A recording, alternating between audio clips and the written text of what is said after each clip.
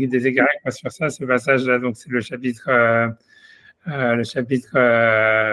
la partie 2, le chapitre 30 de secondes. Maintenant, la question, c'est que moi-même, j'étais en train de regarder, parce que je me souviens plus vraiment où est-ce qu'on en était.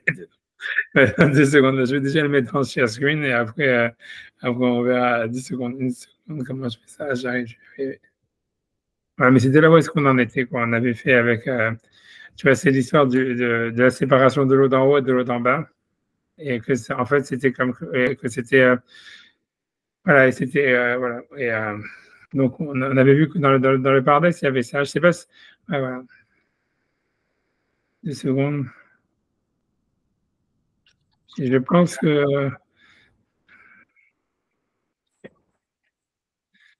qu'on avait fait, c'est-à-dire, si vous voulez reprendre depuis le début, carrément le guide des égarés ou comme vous voulez. Je crois qu'on n'avait pas du tout commencé le guide des égarés. Moi, je ne me souviens pas qu'on ait commencé. Alors, depuis le début, alors, c'est dans ma tête. Oui, d'accord, tout est possible. Alors voilà, donc en fait, je pense que dès qu'on va le lire, vous allez vous rappeler, je suis sûr. Mais on n'a pas dû aller tellement loin, mais voilà. Donc voilà. Donc en tous les cas, on est. Je pense quand même. Ouais, je vous dis, c'est les élèves qui ont raison. Hein, donc voilà. En tous les cas, donc on est dans la partie 2, chapitre 30. Et voilà. Et donc Maïmonide, il parlait sur la création du monde. Ah oui, c'est vrai. On avait fait. C'est qu'on a fait.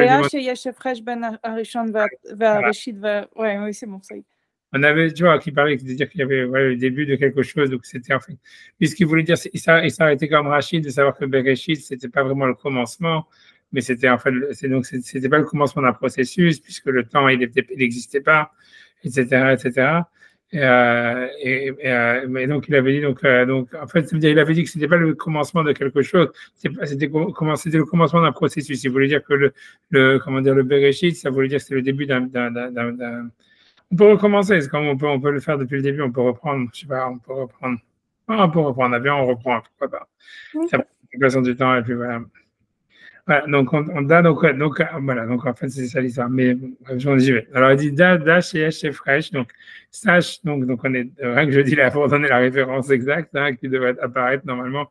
Ah non, donc comme dit chez Screen, ça apparaît pas, c'est pour ça. Donc, en tous les cas, c'est partie 2, et donc c'est le Chalek Bet du numéro du Guide des Égarés, le chapitre 30. Mais parle principalement du Rakia, mais à travers ça, de la création, de son interprétation de la création du monde. Et en grosso modo, c'est-à-dire si on va être vraiment très schématique, ça veut dire, il va expliquer que la création du monde, en fait, c'est la séparation des choses. C'est-à-dire, il y avait un élément premier qui a été créé, et à partir de cette chose-là, tout a été séparé. Et donc, en fait, toute la création des 6 jours de la création, c'est des choses qui se séparent les unes des autres. Et donc, en fait, voilà, donc c'est pour ça qu'il en parle, que c'est central dans le Rakia, puisque, en fait, le Rakia, c'est ce qui est créé le 2e jour où il y a la séparation des eaux d'en haut et des eaux d'en bas. Et principalement, c'est là où on nous parle vraiment de séparation. Et donc, voilà, d'Avdallah, etc. Mais lui, il pense que ça, en fait, c'est ça comment dire, l'essence même de tous les 6 jours de la création, quoi. Voilà. Bon, c'est simplement pour introduire, mais voilà. Donc, dans les mots, donc, il dit ça. Donc, il dit Dash, Yesh, Fresh, Ben Rishon, Vatra. Donc, sache qu'il y a une différence entre ce qui est premier et on va dire un commencement. Donc, il va expliquer. Il dit Sheatrala, Enimsad, Bemash, Atrala. Donc, le commencement, on va dire Atrala, ça serait quelque chose qui avait un commencement. Oimo, ça veut dire ou bien avec lui. Donc, il va expliquer, c'est-à-dire même si ce n'est pas véritablement quelque chose qui était là, on va dire chronologiquement avant.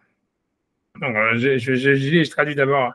Moshe Yomar Shalev, comme on dit sur le cœur, Techila, voilà, ça veut dire Imo, je ne sais pas ce que ça veut dire avec Imo, je ne me rappelle plus qu'est-ce que ça voulait dire, mais c'est-à-dire, en tous les cas, il veut dire, comme on dit sur le cœur, qu'en fait, c'est le début, bien qu'en fait, le cœur, c'est pas véritablement, chronologiquement, le début de la création de l'homme ou quoi que ce soit, mais ça serait en fait la chose qui est là, c'est-à-dire que c'est, on va dire, c'est ce qui est essentiel, c'est le début du processus, c'est la base, c'est la cause, on va dire, ce serait la cause, on va dire, la cause essentielle, en fait, du fait qu'un être vivant, il est vivant, c'est parce que son cœur, il bat. Il dit, après, donc j'ai l'impression qu'il veut dire ça. On avance, j'y vais jusqu'à la fin du paragraphe, après on verra. Bien qu'en réalité, on ne peut pas dire que le cœur, il existait avant les autres parties du corps. Kmoshi Omar, chez Alev, comme on dira sur le cœur, Atralat Achai, que c'est le début de la vie. Vayesod, Atrala Masheayalo Yesod. C'est-à-dire que la base d'une construction, on va dire, ça serait le début de quelque chose qui repose sur la base, même si en réalité, c'est pas un commencement, ça veut dire chronologique. Donc,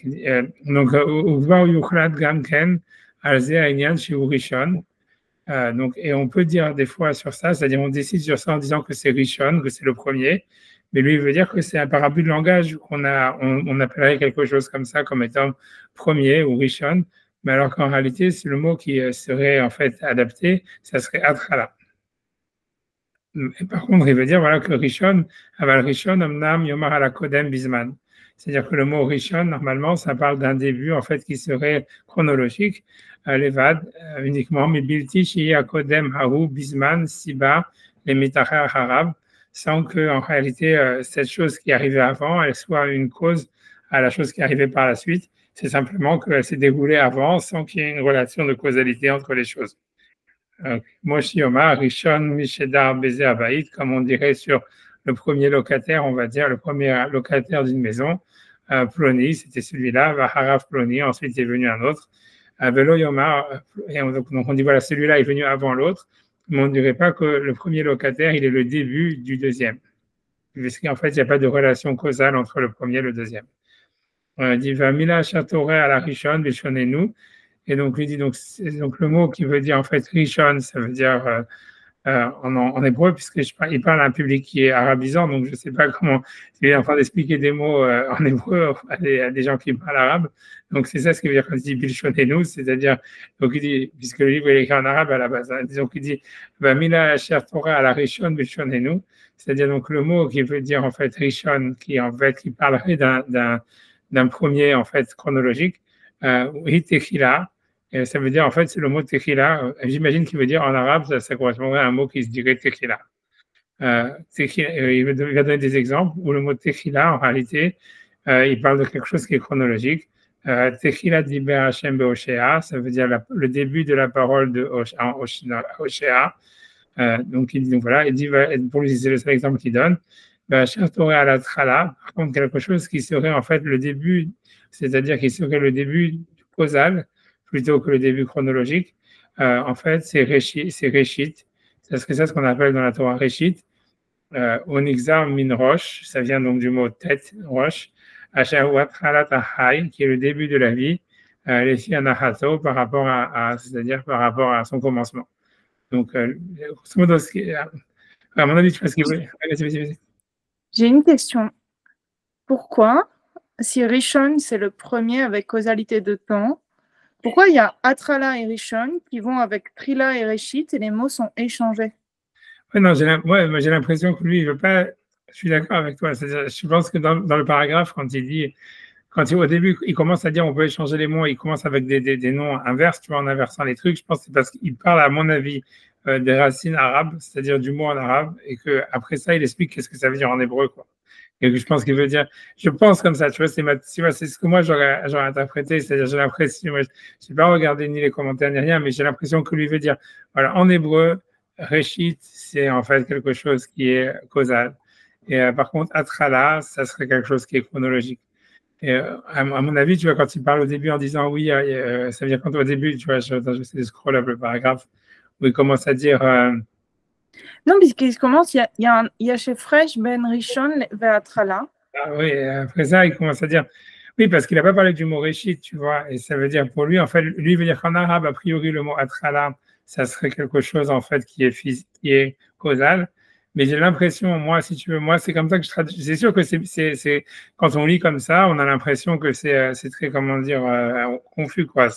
Puisque tu vois, il y a une confusion sur le mot, par exemple, Atrala, comme tu dis, c'est puisqu'au début, il dit Atrala, il commence à expliquer sur le cœur, il explique une relation causale. Et après ça, il va commencer à dire non, mais à la fin du paragraphe, il dit Atrala, c'est chronologique. Donc, c'est contradictoire, quoi. Non, c'est pas contradictoire. C'est juste, il y a quelque chose. À la fin du paragraphe, au début du paragraphe, il est sur Rishon et Atrala. Ouais. Et sur la fin du paragraphe, il est sur Trila et Réchit. Et moi, il me semble juste que les racines de Rishon et Réchit, elles sont plus proches de Atrala et Trila.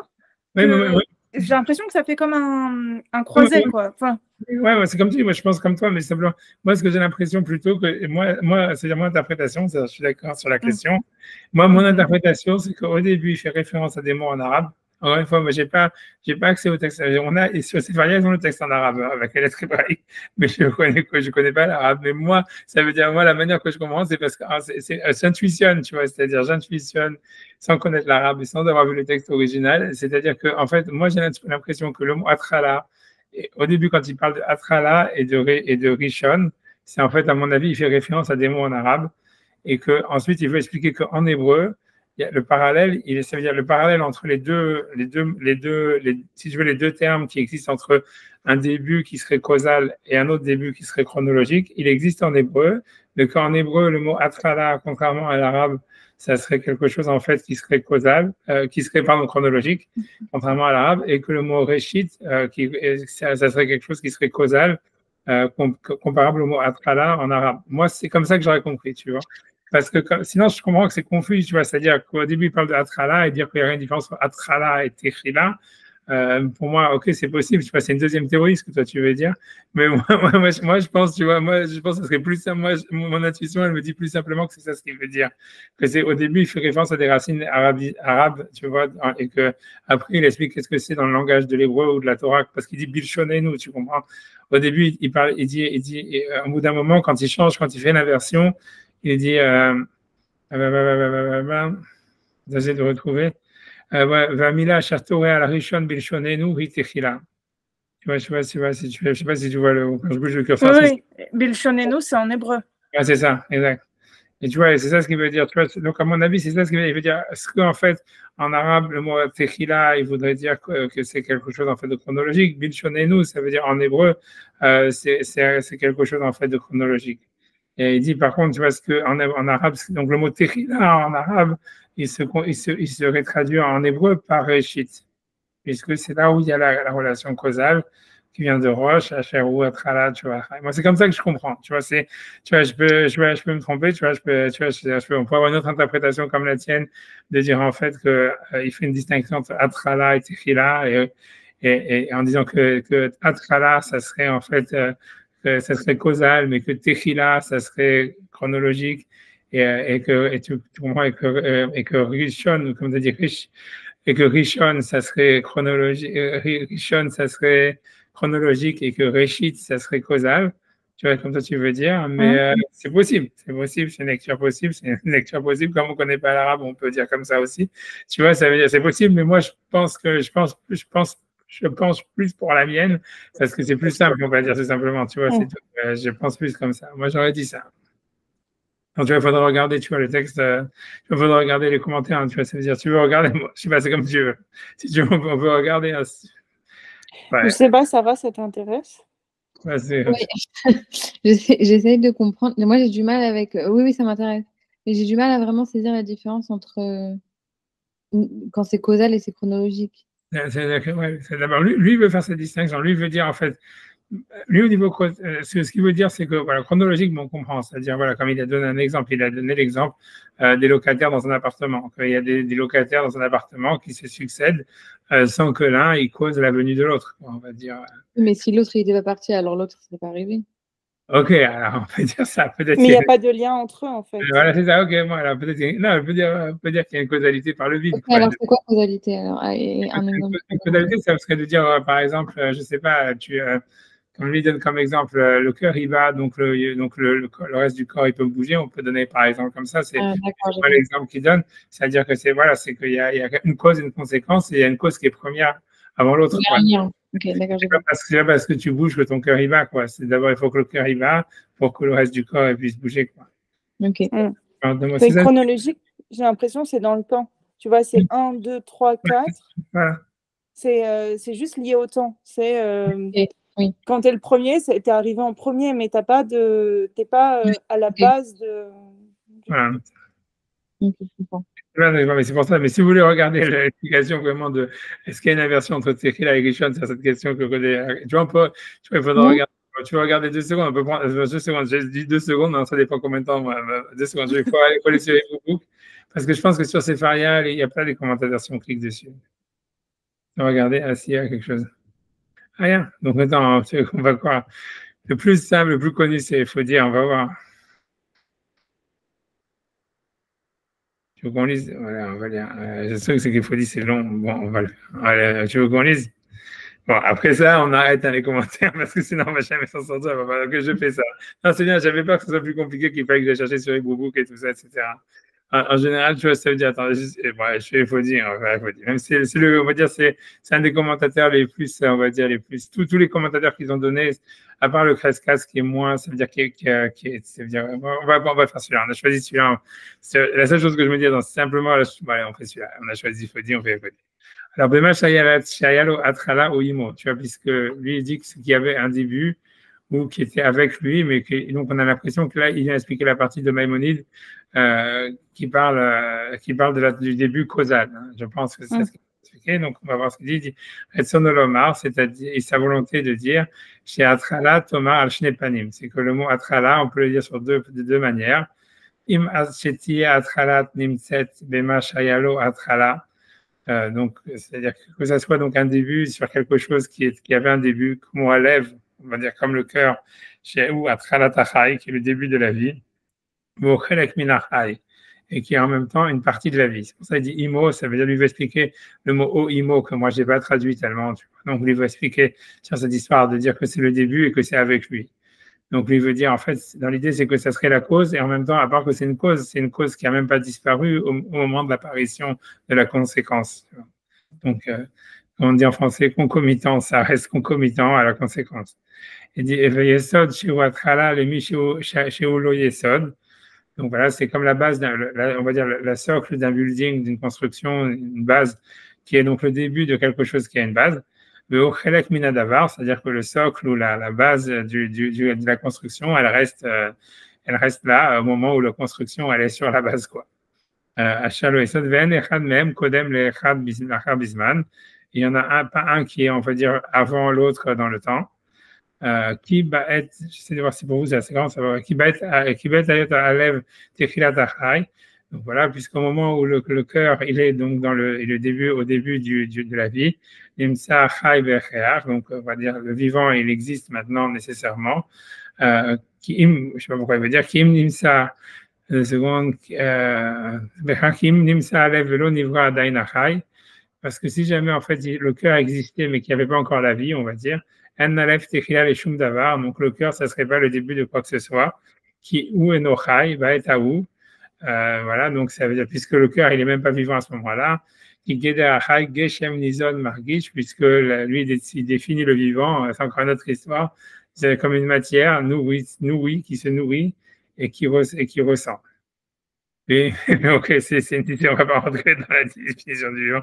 Tout ça, bon, on va voir, c'est pour ça que je me dis que c'est une bonne idée de regarder les commentaires. Bon, on avance entre c'est-à-dire que quand il se trouve que le cœur, donc il est le début du vivant, donc il se trouve que la vie existe nécessairement, puisque c'est quelque chose donc, qui s'ajoute, qui s'associe à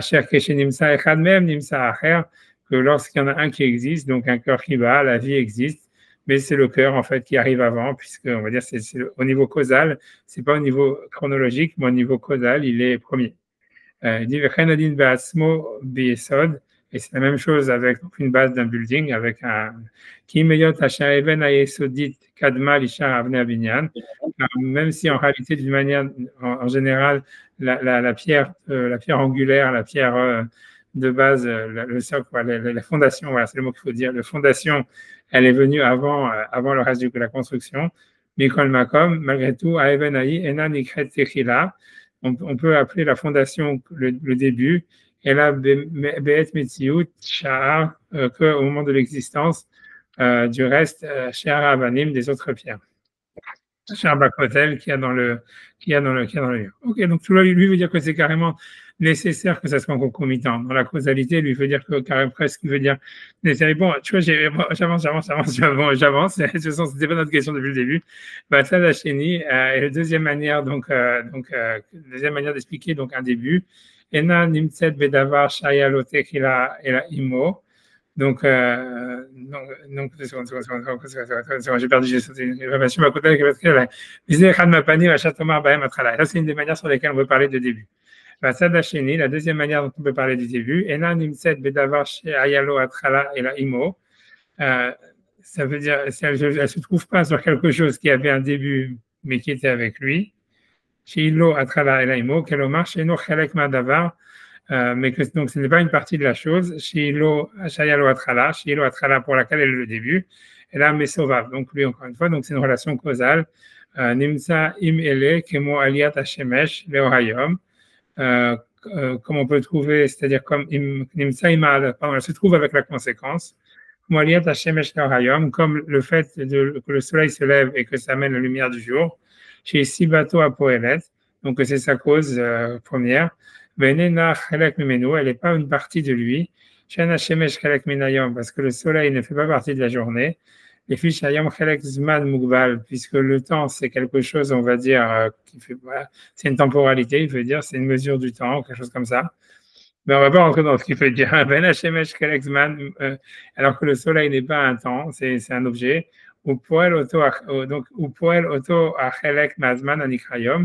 mais c'est-à-dire que c'est le soleil qui fait qu'existe le jour, mais donc le soleil il est le début du jour sans en être, ça veut dire une causalité sans en faire partie. En âme au fait, mais lorsque le soleil il est sur en fait c'est-à-dire sur l'horizon, il m'a à or et donc la lumière elle existe nécessairement et ça c'est le jour.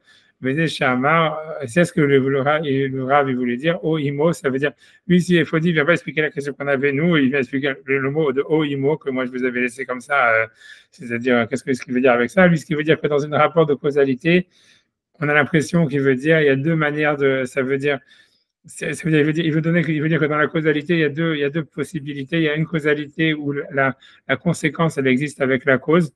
C'est-à-dire que, voilà, par exemple, le cœur, il bat et l'être vivant existe. L'être vivant peut bouger, par exemple, ou bien il y a une fondation, il y a un building sur la fondation. C'est-à-dire que les deux choses, elles existent en même temps. La cause et la conséquence existent en même temps. Et comme si la cause, elle faisait partie de la conséquence. Mais il y a une relation causale où, en fait, la cause, elle amène la conséquence sans pour autant en faire partie. Lui, il vient simplement expliquer ces deux mots de haut et mot que moi, j'avais vraiment laissé comme ça, tu vois, parce que je n'avais pas voulu entrer dedans. Et donc, ça, j'avance parce que j'ai envie de voir, parce que c'est pas cette partie du commentaire, parce que c'était pour répondre à la question d'Odélia qu'on ouvrait ça. Donc, je vais regarder le prochain d'après. 2 secondes, tu vois, c'est toujours le truc, 2 secondes. Voilà, tu vois, lui, en fait, il rentre pas, il passe directement dans le. Tu vois, ça veut dire qu'il rentre pas dans le problème qui est avec nous, puisqu'il rentre tout de suite avec le monde, avec le temps dans le monde, etc. 2 secondes, 2 secondes, 2 secondes, 2 secondes. Donc, il faut que je fasse quoi? Il faut que je zoom out. Il faut que je ferme ça. 1 seconde. Et non, maintenant, il faut regarder sur les autres commentateurs. Après ça, on va avancer. Hein. Je sais pas. Je sais ça. Je sais rien que je regarde le titre. Et si jamais je lis 2 secondes avant, parce que sinon, je n'ai pas envie de vous faire tous les commentaires qui parlent d'autres choses. Et après ça, on va rester. Hein. Odélia, t'es en mute. Pardon. Afodi, il lisait le texte original de Maïmonide en judéo-arabe. J'imagine. Tout ça, encore tout ça, il faut regarder. Hein. Tout ça, je pense que oui, tout cela, ils avaient accès au livre, au texte original. Hein. Ils ont, à la plupart, hein. Je pense, tout cela. Tout ça, il faut regarder. Moi, je ne suis pas un gros spécialiste de tous ces trucs-là, mais c'est facile à regarder. Tu regardes sur Sefaria, ou même tu googles FOD, et puis tu vas voir. Ils vont te dire qui c'était, etc. À mon notaire, okay. Non, parce que sinon, ça répond à la question, il me semble. Parce que si ce n'était pas une question pour quelqu'un qui lit le texte original, ça veut dire que c'est l'explication que vous avez donnée. Ça veut dire que c'est une question qu'on ne se pose même pas quand on lit pas le texte, quand on lit le texte original. Ouais, non, c'est possible, c'est sûr, mais bon, c'est possible. Mais bon. Ah ouais, j'aurais simplement voulu voir quelqu'un qui le dit explicitement, tu vois, c'est tout, tu vois, c'était. Moi, j'essaie de regarder encore 1 seconde, on va avancer parce que j'ai pas envie de m'avancer. J'en ai vu une, qu'est-ce que je regardais? Je regardais Shemtov. Ça va être encore plus long, ça. Et vraiment, j'ai en train de lire en diagonale pour voir si quelqu'un. Ça n'a pas l'air vraiment de. Tu vois pas, en fait, tu vois.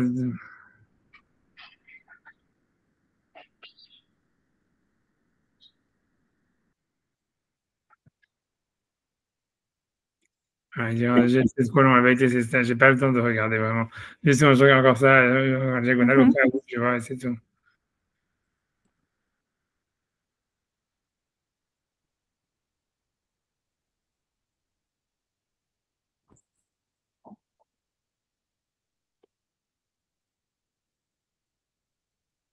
Ah, apparemment, c'était un Maran Efodi, il a vécu au XIVe siècle. Il s'appelait Rabbi Isaac ben Moses Halevi. Il avait un nom chrétien, quoi, pour faire semblant, qui était prophète d'Uran, et donc il l'appelait par son acronyme en hébreu, le Ephod. Mais donc, du coup, c'est pas évident s'il était. Ouais, c'est non, 14e siècle, c'est bon. 14e siècle, il parlait judéo-arabe. Ouais, 14e siècle, il devait.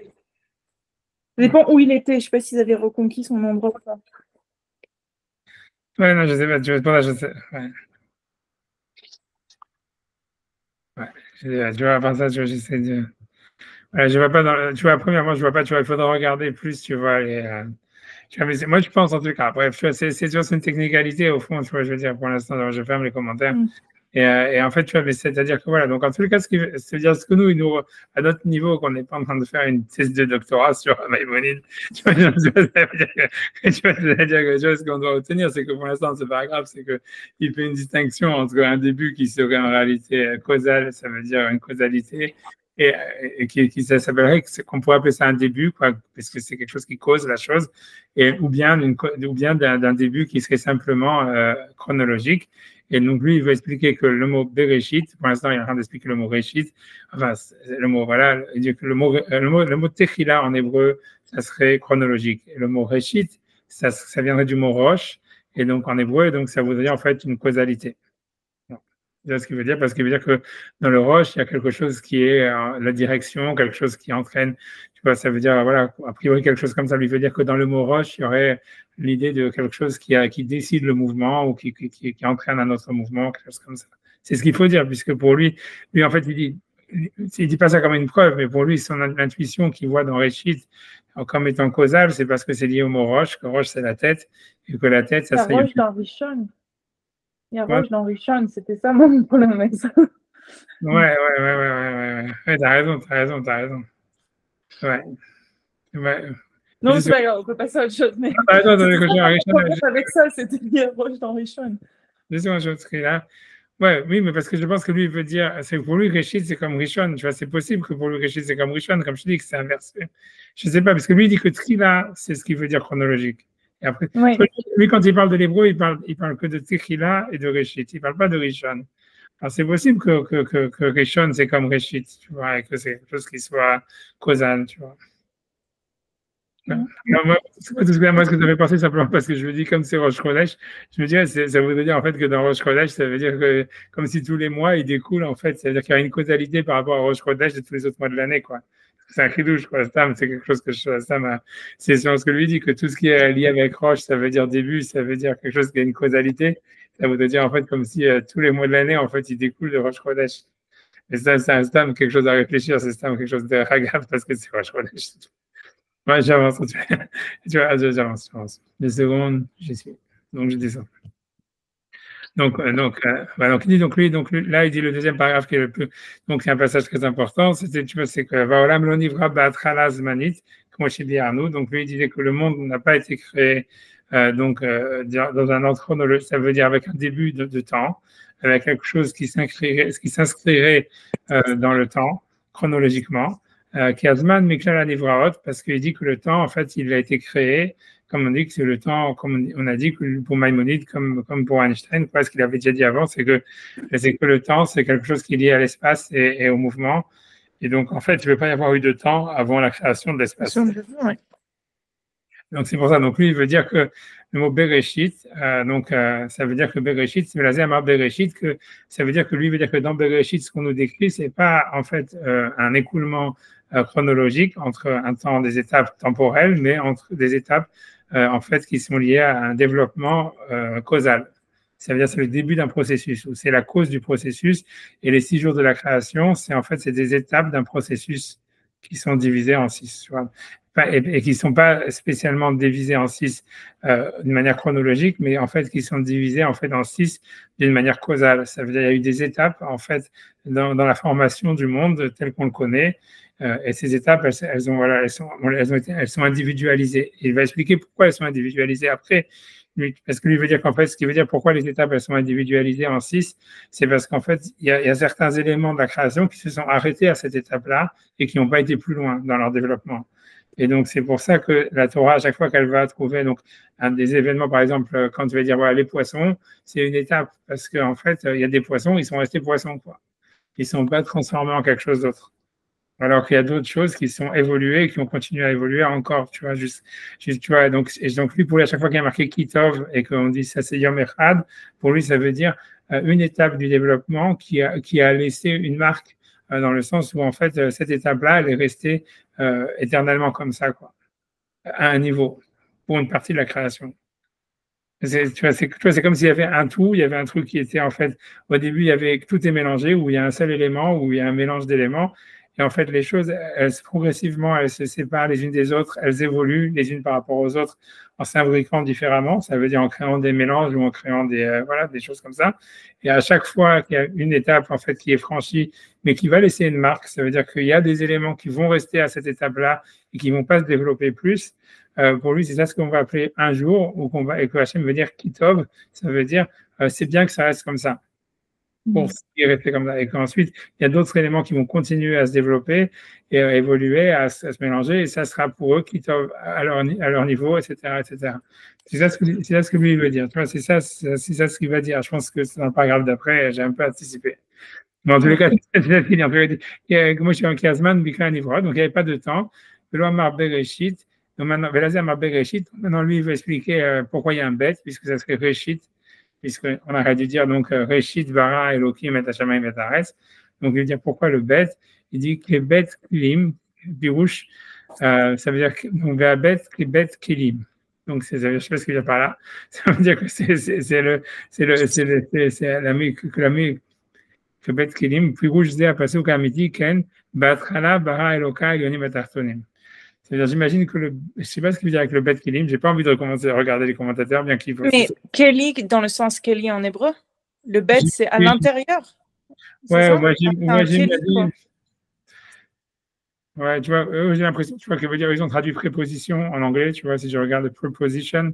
Ouais, je pense que c'est ce qu'il veut dire, tu vois, c'est grammatical quand il dit que le bet c'est un Kelly, ça veut dire que le bet c'est une préposition au mot réchit, tu vois, quelque chose comme ça, tu vois, avec. Tu vois, quelque chose comme ça. Ouais, c'est ce qu'il veut dire. J'imagine, tu vois, ça peut s'interpréter plus que ça. J'imagine que dans le FODI et compagnie, ils ont dû parler plus, mais on peut garder comme ça, quoi. Ça veut dire c'est une préposition qui indique, tu vois, qu'on est dans le réchit, on est dans le commencement d'un processus. Tu vois, puis rouge, Zapasou, Kamiti, donc, il revient en disant, donc, ça serait ça le sens l'explication de ce verset-là véridique, ce serait qu'il va être là, qu'au début, Bara, Eloka, Elionim et Tartonim. Donc, au début, Dieu, il a créé, donc, dans un acte créateur qu'on avait vu que Nachmanide, il avait dit la même chose, quelque chose dans lequel il y aurait déjà Shamaim Varetz ou Elionim et Tartonim, et que tout a été créé en un seul bloc. Voilà, quelque chose comme ça. Mais un seul bloc, mais c'était on peut parler ni de ciel et de terre. Tu vois, lui, il traduit Elionim, Tartonim, pas vraiment savoir qu'est-ce que ça veut dire. Ça veut dire quelque chose qui est en haut, quelque chose qui est en bas. Est-ce que c'est une énergie, tu vois, est-ce que c'est une énergie qui va vers le haut, une énergie qui va vers le bas? Est-ce que c'est, on ne sait pas, tu vois, lui, il veut expliquer le mot Shamaim Varetz, mais lui, il voulait justement expliquer que c'est pas vraiment le Shamaim Varetz, puisque, tu vois, mais il y aurait quelque chose comme ça, il y aurait une vérité. Je sais pas qu'est-ce que tu vois, il décrit pas lui-même. Qu'est-ce que c'est le Elionim et qu'est-ce que c'est le Tartonim. Dans tous les cas, il dit que ce serait ça le Bereshit Bara. C'est la création d'un bloc, c'est le début d'un processus qui nous est décrit. Et ça serait ça. Ça veut dire au début, dans le commencement d'un processus, il y a eu la création. Le commencement du processus, c'est la création du Shamaim Varetz qui serait Elionim et Tartonim, c'est-à-dire des mondes suprêmes, pas des mondes, enfin des choses suprêmes et des choses inférieures. C'est parce que j'ai dit, et donc ça, c'est l'explication du verset qui va avec l'opinion que le monde il a été créé ou que le monde, voilà, que le monde n'existe pas depuis, voilà, que le monde a été créé. Donc voilà, donc maintenant, donc j'avance jusqu'au là. Il dit Avalma shetimsa katuv liksat acharamim. Et ce que tu vas trouver écrit chez certains sages, mais Hamid Zman Nimsa Kodem Briata Olam. Donc, on a tout ça, je pense qu'on avait déjà vu, mais on le fait. Donc, il dit ce que tu vas retrouver parmi les paroles des Midrashim ou des sages, comme quoi le temps aurait existé avant la création du monde. Donc, lui, il dit, mais Soupak Merod, ça lui paraît très, on va dire, suspect. Voilà. Kizeudat d'Aristote, puisque ça, c'est l'avis d'Aristote. Achabiati Lecha, qu'il a déjà expliqué dans le chapitre précédent. Achayire Shazman Lo Yetsuya Lo Techila. Ça veut dire que parce que lui, il pensait que le temps ne pouvait pas avoir de commencement. Et lui, il dit Visé Megouné, et ça, c'est une pensée que lui, il pense fausse, tu vois, Megouné, une mauvaise manière de réfléchir. Il dit pas pourquoi. Tu vois, encore une fois, a priori, c'est parce que le temps, il est lié au temps, à l'espace. Il doit avoir, ça veut dire, voilà, donc si l'espace, il a voilà, peu importe, j'ai pas envie d'entrer, encore une fois, parce que sûrement dans les avant, il a dû en parler, tu vois, donc j'ai pas envie d'entrer moi-même, je ne me rappelle plus du tout. Voilà. Il va Revi à Omri Malzé Amar. Donc, lui, ce qui l'intéresse maintenant, c'est d'expliquer les sages de la Torah, c'est-à-dire, il veut dire comment est-ce qu'on pourrait trouver, donc il va citer des midrashim qui semblent dire que le temps existait avant la création du monde. Et il veut justement dire que il faut interpréter ces midrashim d'une manière différente, pas dans le sens littéral, parce que ça serait impossible de penser que le temps existe avant la création du monde. Donc il dit donc ceux qui ont pensé ça veut dire ceux qui ont interprété les midrashim et les versets de la Torah comme quoi le temps existait avant la création du monde, c'est parce qu'ils ont vu dans la Torah, dans le texte de la Torah, Yom Echad, le jour 1, Yom Shini, le deuxième jour, Bevin Omer Zahamahamar, et il a compris donc celui qui a dit ce midrash, a priori dans le sens littéral, et Dainyan al-Pshuto, ça veut dire le verset au sens littéral, Bechashav, il a pensé, Shachar Sheloya Sham Galgal Sovev, donc il a pensé, puisqu'il n'y avait pas au premier jour d'astre qui tournait, autour de quoi que ce soit, Velo Shemesh ou ni de soleil, Beze Davar Shwarium Rishon. Comment est-ce qu'on peut parler du premier jour? Donc, ça veut dire qu'il y aurait un temps, que le temps existait avant la création du monde et qu'en fait, il était, il n'est pas lié en fait à la création de l'espace, etc., ou à des mouvements. Donc lui, il va réfuter ça. Ça lui dit en fait, c'est ça ce que le Midrash semble dire. Et lui, je pense qu'il veut expliquer qu'il faut dire, comme lui, ça lui paraît pas logique de penser ça. Donc, il va dire qu'il faut interpréter ces midrashim d'une manière différente. Donc, un instant, il n'y a pas une interprétation toute simple, puisque un jour, pourquoi ça serait un jour terrestre, de toute façon? C'est sûr, mais bon. On a déjà dit, un jour de Dieu, c'est 1000 ans. Enfin, il y avait déjà plein de midrash comme ça. Donc, pourquoi un jour, ça serait un jour terrestre? C'est un marqueur de temps. Oui, mais déjà pour lui, c'est déjà un problème pour lui. C'est-à-dire pour lui, il veut dire que le temps, parce que lui veut dire si tu fais un marqueur de temps et tu dis il y a un début, il y a un jour, 2 jours, ça veut dire que le temps, il existait avant la création du monde. Non. Ah non, pas du tout. Parce qu'il faut qu'il y ait un temps zéro. Il y a un temps zéro et c'est un jour, le premier jour du temps zéro. Mais ce que je veux dire, c'est qu'un jour, c'est quand même facile de réfuter le fait de dire, bon, il n'y a pas d'astre qui tourne. Mais ça, c'est un jour sur Terre, c'est pas un jour dans l'absolu. Ouais, je comprends ce que tu as à la vitesse de la lumière ou un truc comme ça, ou même pas de la vitesse de la lumière. Même n'importe. Je comprends ce que tu as. Y a pas, mais lui, en fait, je pense que lui, il refuse. Lui, il pense qu'il ne veut pas y avoir d'autres. J'ai l'impression, encore une fois, c'est parce que tu vois, là, je me souviens, tu vois, honnêtement, mais j'ai l'impression que lui, il pense que le temps, il peut exister que s'il y a du mouvement et que s'il y a du mouvement, tu vois que, ça veut dire que s'il y a du mouvement d'objets les uns par rapport aux autres, tu vois, comme une sorte qu'il y aurait un temps relatif par rapport à des mouvements et que donc pour lui, il a du mal à penser que ça veut dire que même on puisse parler d'un jour alors s'il n'y a rien qui est en mouvement, tu vois. Tu vois, c'est ça. Mais il n'y a rien qui est immobile. Là, après la création, il n'y a rien qui est mobile, dès l'instant de la création. C'est possible. On va voir. T'as raison, peut-être, t'as raison. Mais lui, en tous les cas, je comprends ce que tu veux dire. Toi, tu veux dire, en fait, ça veut dire simplement simple. Tu peux dire, puisque la première chose qui a été créée, c'est la lumière, tu veux dire, voilà, il y a la vitesse de la lumière. Et tu dis, Echad, c'est à la vitesse de la lumière. Non, même pas besoin de vitesse de la lumière. Moi, je dis juste, à partir d'un temps zéro, puisque la création, l'instant de création, c'est la création de Tartonim et Alionim. Ça, c'est l'instant t égale 0. Et à partir de là, on compte un jour, quel que soit le un jour, qu'est-ce que ça signifie. Et il y a forcément du mouvement. Et un jour peut valoir. Déjà, moi, j'avais lu un truc très intéressant de kabbaliste du XIIIe siècle qui pensait que l'univers avait 13 milliards d'années au XIIIe siècle. Parce qu'il disait qu'il y a une dilatation du temps. Et donc, je ne me rappelle plus, c'était un kabbaliste de Tzfat. C'est un texte très intéressant. Et il disait, il avait estimé, donc tout le monde le prenait pour un fou dans son temps, mais il avait estimé l'âge de l'univers en disant, puisqu'il y a une dilatation du temps et qu'un jour ne devient pas vraiment un jour, juste en faisant comme ça. À partir de la création, donc du coup, le premier jour, en fait, il dure, je ne sais plus, 10 milliards, puis le deuxième jour, ça, etc. Et il avait estimé comme ça un temps. Ouais, c'est possible. En tout cas, lui, il faut faire dans cette direction. Comme je te dis, honnêtement, je pense qu'il faudrait.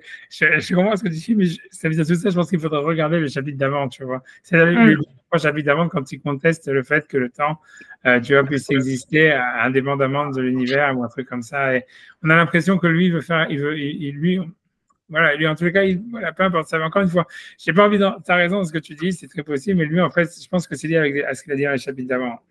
Et que, tu vois, j'ai pas envie tu vois, de repartir, tu vois, parce que sinon, on s'en sortira jamais, tu vois ce que je veux dire.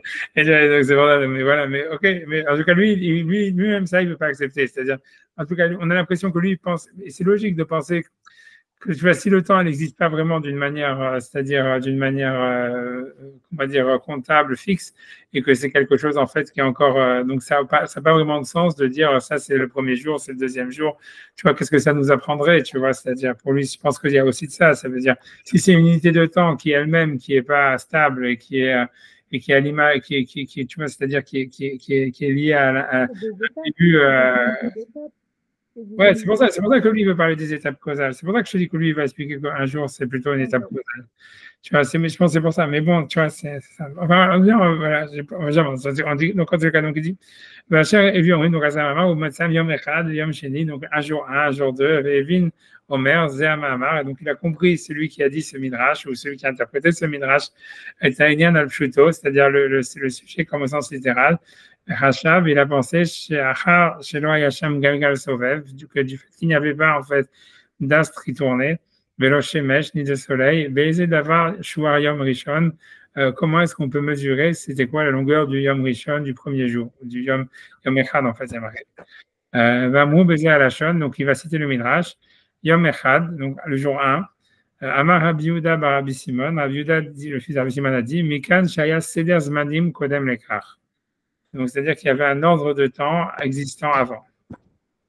Amar Rabbi Abaou, donc, et ça, Rabbi Abaou dit, le fameux Midrash qui dit Mikan Shaya Akadosh Baruch Hu Boré Olamot ou Marchivan, qu'Akadosh Baruch Hu crée des univers et les détruisait. Ça, on a déjà vu ça avant. Oui, ça, on l'a lu. Hein. Oui, parce qu'on a vu tout ça, on a fait, on fait ça, tout ça, mais simplement, on fait que de la révision. Là, tout ce qu'on voit, c'est quelqu'un qui contredit tout ça. Voilà, ça c'est Rambam, il va contredire tout ça, exactement, ouais. Et c'est, tu vois, c'est même Moïse que lui, il va aller contre ce midrash, etc. On a fait tout ça avant Pessah. Je vous avais dit que là, on fait de la relecture, hein. Mais c'est bien, je te dis, c'est celui qui était égaré, ça supporte énormément de relecture. Hein. Tu vois, tu peux aller, on peut le refaire la semaine prochaine ou même dans 2 heures et tu vas encore dire, ah, tiens, j'avais pas vu ça, etc., etc. Je vous ai dit, c'est pas un livre comme ça, tu vois, voilà. Donc, ok, bah, donc, Amar Biavou, Mikan Shaya, Akadosh Baruch Hu Boré Olamot U'Machivan, nous apprend qu'Akadosh Baruch Hu, donc, il construisait des mondes et les détruisait. Donc, lui dit, Yotam Egune Minarishon, pour lui, c'est encore plus pire de penser ça que Hachem construisait des mondes et qu'il les détruisait, etc. Ok, bref, Vadat Idbonen Mashiuksha Alehem, et voir en fait, ces trois réfléchis ce qu'ils avaient comme problème. Donc, ce qui est le problème qu'ils avaient, c'est comment le temps peut exister avant que le soleil existe. En tout cas, comment est-ce que le jour peut exister? Il dit, venez, et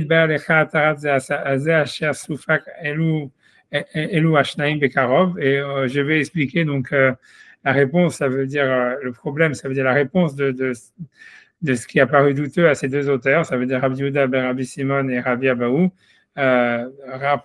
bientôt à Elohim, voilà, par Hachem, voilà, en jurant, Imlo Hatsu Elu Ashnaim Lomar, que s'ils n'ont pas voulu dire ces deux personnes-là, chez IFSHA, le second de ce chez IFSHA, Mebilti Seder Zmanim Kodem Lekar, Voilà, parce qu'il dit c'est impossible qu'ils ont pensé ça, qu'en fait, il ne va pas y avoir qu'ils ont pensé que c'était impossible que le temps existe avant la création du monde. Parce que lui dit, Vézé, Monad Akadmut. Pour lui, ça veut dire, pour lui, penser que le temps existait avant la création du monde, ça voudrait dire, en fait, penser que le monde est éternel ou le monde n'est pas créé, en tous les cas. C'est ce que lui veut dire. Pourquoi? Mais c'est pas un commencement. Si le temps existe avant, c'est pas un commencement. Ouais, c'est ce qu'il veut dire. C'est vraiment ce qu'il veut dire. C'est ce qu'il veut dire. Et donc, c'est comme si le monde n'était pas, voilà, exactement. Et donc, ça veut dire que le monde est éternel et que ça serait ça l'idée. C'est pour ça que lui, il veut dire que c'est impossible qu'un juif croyant, il pense que le temps existait avant le monde, tu vois, quelque chose comme ça. Mais Torah, tout celui qui est, voilà, qui est religieux ou qui croit à la Torah, il doit s'éloigner de ça. Donc, il dit, ce midrash, il faut l'interpréter comme le midrash qui a été dit au nom de Rabbi Eliezer, Shamaim Mechan Nivraou, d'où le ciel a été créé, où là-bas, il dit que c'est de la neige. Il a interprété ce midrash, lui aussi, là-bas, etc. Donc, il veut dire, il ne faut pas le prendre au sens littéral. Il dit, sauf d'avar. Dans ce midrash-là, à part ça, il y a le Maharal de Prague qui a écrit tout un commentaire aussi qui est intéressant, mais j'ai oublié ce qu'il dit. Mais bref, tu vois, sauf d'avoir l'otabit velo amekomot les mahamar omer. Donc, ne regarde pas dans ces passages-là ce qui est marqué textuellement. Donc, puisqu'on a déjà dit que la base de toute la Torah, c'est Eloah imti haolam. Donc, Akadosh Baruch Hu donc a créé le monde, l'omidavar. Tu vois, c'est qu'on avait dit à partir de quelque chose qui n'était pas, tu vois, quelque chose comme ça. Bezula d'Atralazmanit, ça veut dire sans qu'il y ait en fait un début dans le temps, ça veut dire Abalazman Nivra, mais le temps a été créé, Kiunimshach Litnoa, puisque en fait il est constitutif, ça veut dire il est du mouvement, ça veut dire il n'y a pas de temps sans mouvement. Et même après ça veut dire Litnoa d'Agalgal, Galgal Nivra, ça veut dire du mouvement du Galgal. Que le Galgal, a priori, c'est l'espace, tu vois, on peut traduire comme ça, comme je vous avais dit que c'est c'est-à-dire dans l'astrologie, dans l'astronomie de leur époque, ils pensaient que les étoiles étaient fixées dans l'espace et que le Galgal, qui était l'espace, tourne et c'est l'espace qui faisait tourner les planètes. Que c'est proche d'Einstein aussi un peu. Mais c'était ça, c'est une théorie qui était, voilà, de l'Antiquité, tu vois, c'est-à-dire que voilà, que c'est l'espace qui fait tourner les planètes. Peu importe, c'est pas le sujet du c'est original, mais c'est comme ça. J'ai bien compris pourquoi le lien entre si on est religieux, alors on ne peut pas croire qu'il y avait du temps avant la création de la Terre.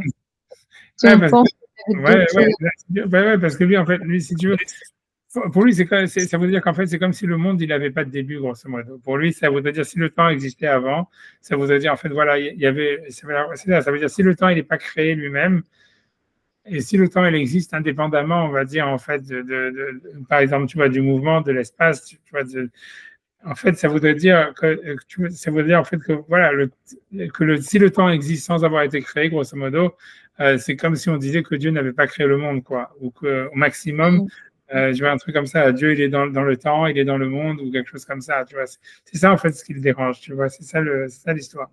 Pour lui, c'est. Pourquoi on ne considère pas, c'est ce qu'elle a dit au délire, c'est-à-dire que c'est le temps, d'un point de vue à partir de la création du monde, c'est le temps pour la Terre, mais qu'il peut y avoir un autre temps avant, qui était peut-être une autre conception, enfin quelque chose de différent. Ouais, c'est possible.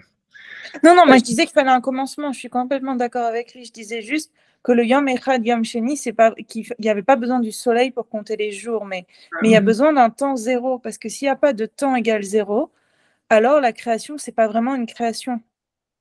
S'il y a un temps avant ça, si l'instant de création, le t égale 0 où tout commence, quel qu'il soit, s'il y a du temps avant ça, alors il y a quelque chose qui est antérieur.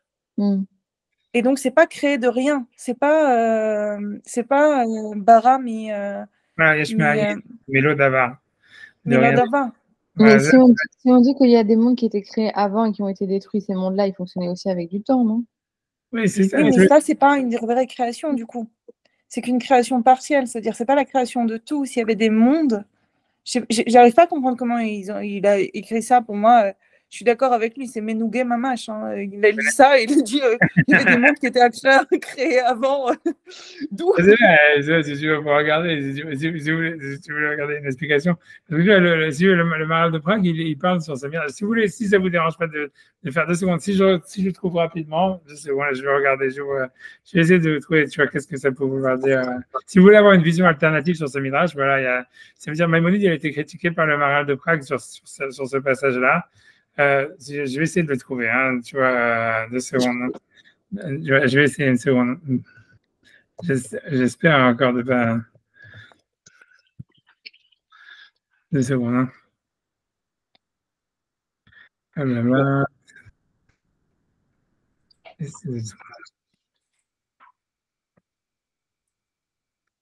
Donc, si vous voulez.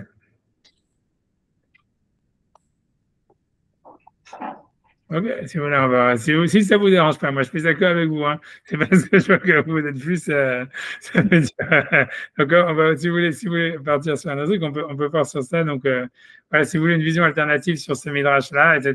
Voilà, donc ça, c'est le Be'er Hagolah, ça, c'est un livre du Maharal de Prague. Que lui, donc, lui, en fait, si tu veux, le Maharal de Prague, lui, il n'aime pas. Ça veut dire, pour lui, il pense que il parle du parti pris que les Midrashim, les auteurs de la Mishnah, les auteurs du Midrash, étaient plus intelligents que nous et que grosso modo, ils ne peuvent pas se tromper. Et que l'idée, c'est que il faut interpréter ce qu'ils disent et que en fait, lui, il pense que Maïmonide, il a été trop sévère en fait sur sa critique en fait du Midrash, etc. En particulier, donc on va dire sur ce Midrash-là. En tous les cas, donc ici, donc ça c'est le Be'er Hagolah, voilà, 4 vers 4, voilà. C'est 16e chapitre, on va dire. Donc là-bas, il cite le même Midrash. Donc on parle vraiment ailleurs, hein, mais on va voir. Donc lui, enfin, en tout cas, donc, il dit le Midrash Bereshit Rabbah, Yerev, En Katufkan. Donc lui, il cite le Midrash déjà d'une manière plus longue, tu vois. C'est-à-dire que sur le Midrash, il y a marqué, donc je ne sais pas si chez le Rambam, il cite la même chose. En tout cas, lui, il fait commencer le Midrash avant. Il n'y a pas marqué Yerev, que le soir soit. Tu vois, c'est-à-dire, lui, ce qu'il veut dire, c'est que si jamais, en fait, le Midrash, il commencerait comme ça, puisque le verset, il dit, Vaillez et rêve, et ce fut le soir. Et donc, en fait, selon déjà le Midrash ici, c'est pourquoi est-ce qu'on nous dit, par exemple, Hachem, il dit, Yehi or, que la lumière soit, Vaillez or, et la lumière a été. Tu vois, c'est comme ça que ça commence. Donc, normalement, quand le verset, il nous parle, il nous dit que ça a été le premier jour, donc le verset, il continue en disant, et ce fut le soir, et ce fut le matin, un jour. Donc, normalement, si jamais, en fait, on est en train de créer le soir, comme Maïmonide, il veut dire que si tu veux, le temps, il est créé le premier jour, et que si tu veux qu'il y ait un temps zéro, en fait, lui, il veut dire, le Midrash, si on prend le Midrash depuis le début, lui, il fait que citer le Midrash. Le Midrash, il dit, en fait, on aurait dû parler de Yehi et rêve, que comme si c'était une parole d'Hachem qui dit que le soir soit, tu vois, que le soir advienne, et le soir a été, comme on parle sur la lumière, puisqu'on est en train de créer le temps.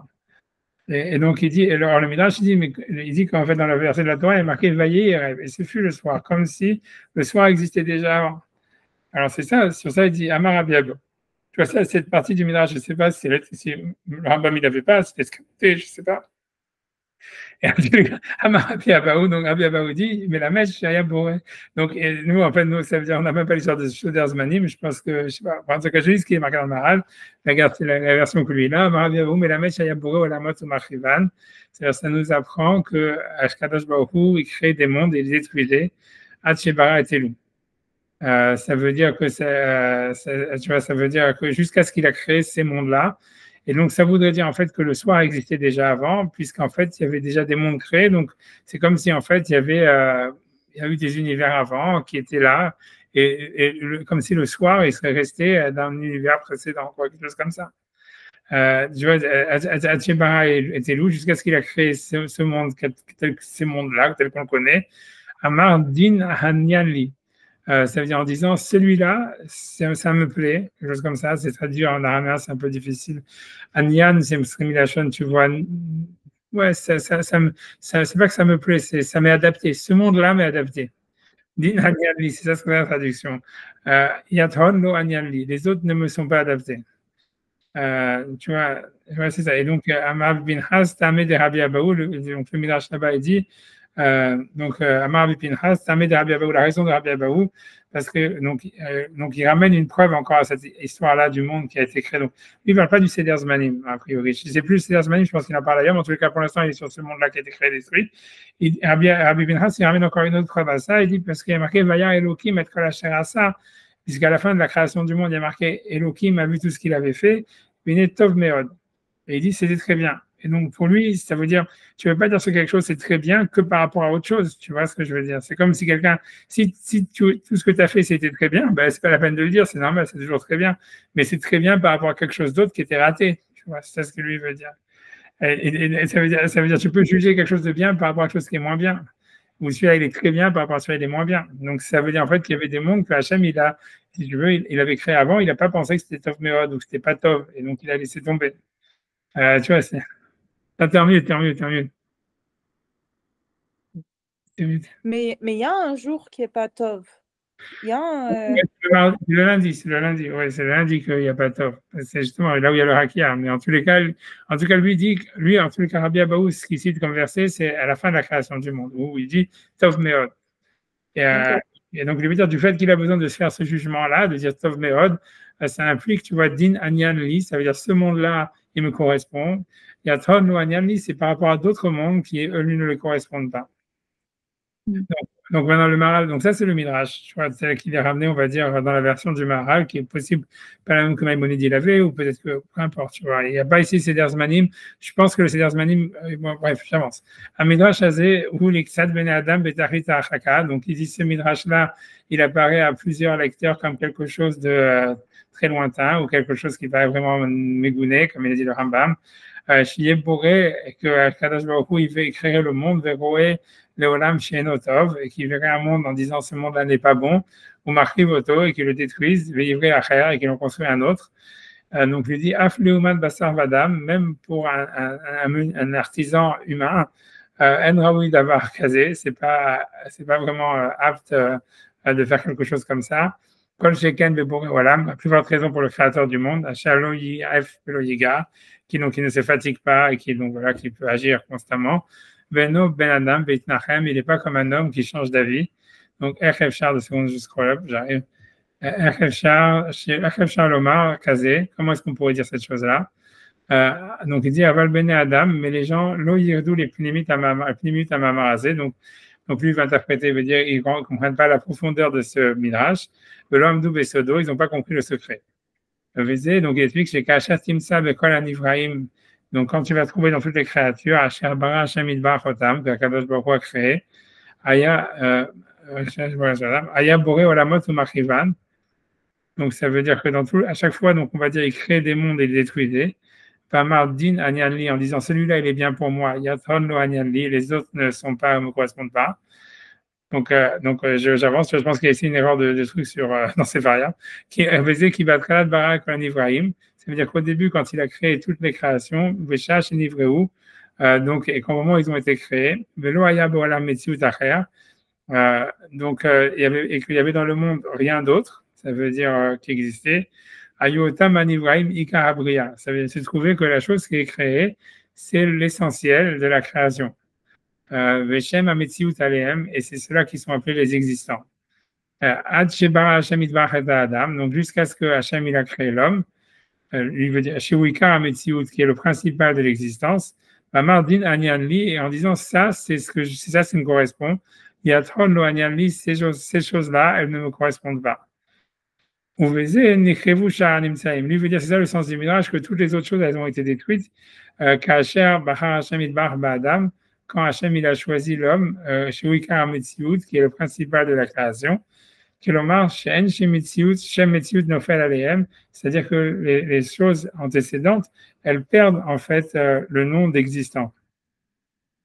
Et tu vois, ce que lui il veut dire, en fait, le Maharal, il veut expliquer le Midrash. En fait, ça va être proche en fait, de ce que Maïmonide veut dire, mais lui veut dire que, en fait, le monde, il est en développement et que chaque étape de l'univers, elle rend l'ancienne obsolète d'une certaine manière, ou elle rend l'ancienne, tu vois, caduque, ou comme tu vois, c'est-à-dire comme elle détruit l'ancienne, quoi. C'est ce qu'il veut dire. Il veut dire que ce que Rabbi Abaou, il veut dire qu'Hachem, il crée des mondes, il les détruit. Lui, il veut dire que c'est ça le mécanisme à travers lequel toute la création du monde, elle fonctionne. C'est-à-dire qu'en fait, à chaque fois, il y a, si tu veux, c'est comme notre génération, tu vois, tu vois bien, il y a des gens, ils meurent, des gens, ils vivent, et ça veut dire en fait que les gens qui vivent, ils sont ceux qui sont, on va dire, ceux qui sont le principal de l'existence à ce moment-là, et eux, un jour, tu vois, tu vois, ils vont mourir, et la génération d'après, qui vont être l'existence principale à ce moment-là, et ainsi de suite, tu vois. Et pour lui, il veut dire, c'est ça ce qui s'est passé dans la création du monde, il veut dire, chaque chose, elle était à la base, le jour où elle a été créée, si tu veux, existante, parce qu'elle était la chose, la cause de la création, le but de la création, parce que lorsque la nouvelle étape est arrivée, elle est devenue obsolète, quoi. Comme ça, tu vois, c'est ce qu'il veut dire. Disons, j'avance, tu vois ce que je veux dire. Lui, il m'expliquait comme ça le Midrash, en disant que c'est ça ce que veut dire qu'Hachem, il crée le monde et le détruit. Ça veut dire, en fait, c'est comme si, en fait, lui veut dire que c'est pas quelque chose simplement qui serait avant la création du monde, mais que c'est un mécanisme qui est en marche, même apparent dans la création du monde jusqu'à la fin, quoi. Ça veut dire que c'est le même monde, mais juste qui se détruit, qui évolue. Ouais, c'est qui évolue. Pour lui, veut dire que c'est pas, voilà, que les mondes qui sont détruits, c'est parce qu'en fait, c'est comme si, tu vois, les mondes qui sont détruits, c'est-à-dire, voilà, les choses deviennent obsolètes, quoi. Les choses, quand une nouvelle chose arrive, tu vois, c'est comme quand il y a le progrès, ouais, c'est comme les iPhones, tu vois, ça veut dire, quand il y a l'iPhone 15 qui arrive, bah, l'iPhone 14, c'est là, il est détruit parce qu'en fait, il s'est plus rien, quoi. Tu vois, c'est pas qu'il est détruit, mais c'est ça ce que ça veut dire. C'est un truc comme ça, tu vois, ça veut dire, ouais. Tu vois, donc,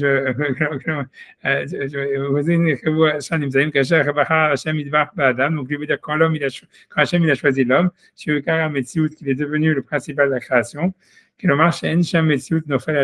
dire que d'une certaine manière, les autres choses qui continuent à exister, elles sont considérées presque comme inexistantes. Donc, il dit, donc, ça veut dire ainsi, c'est le sens dans le Elohim, dans tout ce que Elohim fait. Chez Mitkila Ayuba Olam Aumot, mais il veut dire qu'au début, dans le monde, il y avait les nations, et donc elles ont eu leur sens, si je veux, il veut dire comme ça. Et c'était ça l'existence principale du monde. Kachal Dain, tu vois, ça veut dire, quand il n'y avait pas encore le peuple qui avait été choisi par Hachem, tu vois ce qu'il veut dire. Israël. Et une fois que Israël a été choisi, ça veut dire les goïms, ils ont perdu leur sens, ils ont perdu leur prépondérance, c'est comme s'ils avaient été en fait, tu vois, c'est-à-dire ils ont perdu, voilà, ils sont plus là, voilà, ils deviennent secondaires, ils sont obsolètes. Mais et ils sont considérés comme inexistants pratiquement. Et pour lui, c'est le sens du minage qui dit qu'Akadosh Baruch Hu, il construit des mondes et les détruit. Moi, après ça, on peut dire simplement, il va Madame Arzer Hamzou Harami Mekomot Arbe, Amou Vek Rabbi Akiva, Amar Rabbi Abaou, Achorev, Shemo, ça veut dire le moment, le Achorev, c'est l'endroit où est-ce que on a reçu la Torah. Shememenu Yarat Chorban Leumot Haolam, c'est le monde, tu vois, qui a détruit les nations. Et tu vois, c'est comme ça qu'on interprète le mot Chorev, ou tu vois, un truc comme ça, comme ça que lui interprète le mot Chorev. Et dans le sens, il va expliquer pourquoi, en fait, c'est la destruction des nations. C'est parce qu'en fait, une fois que le peuple d'Israël, il reçoit la Torah et qu'il devient, tu vois, c'est sûr, il faut pas dire Goïm, mais tu vois, ça veut dire, en fait, si tu veux, c'est les Goïm, c'est, si tu veux, les Goïm qui avaient leur sens, ça veut dire la culture non juive, si on veut, elle avait son sens, elle perd son sens à partir du moment où la Torah a été donnée. Où elle perd sa prépondérance, tu vois, elle devient comme quelque chose de secondaire, etc. Et voilà, bon, bref, tu vois, mais tu vois, je pensais qu'il parlait aussi sur Seder Zmanim, tu vois, je me rappelle plus s'il parlait sur Seder Zmanim. Je sais, voilà.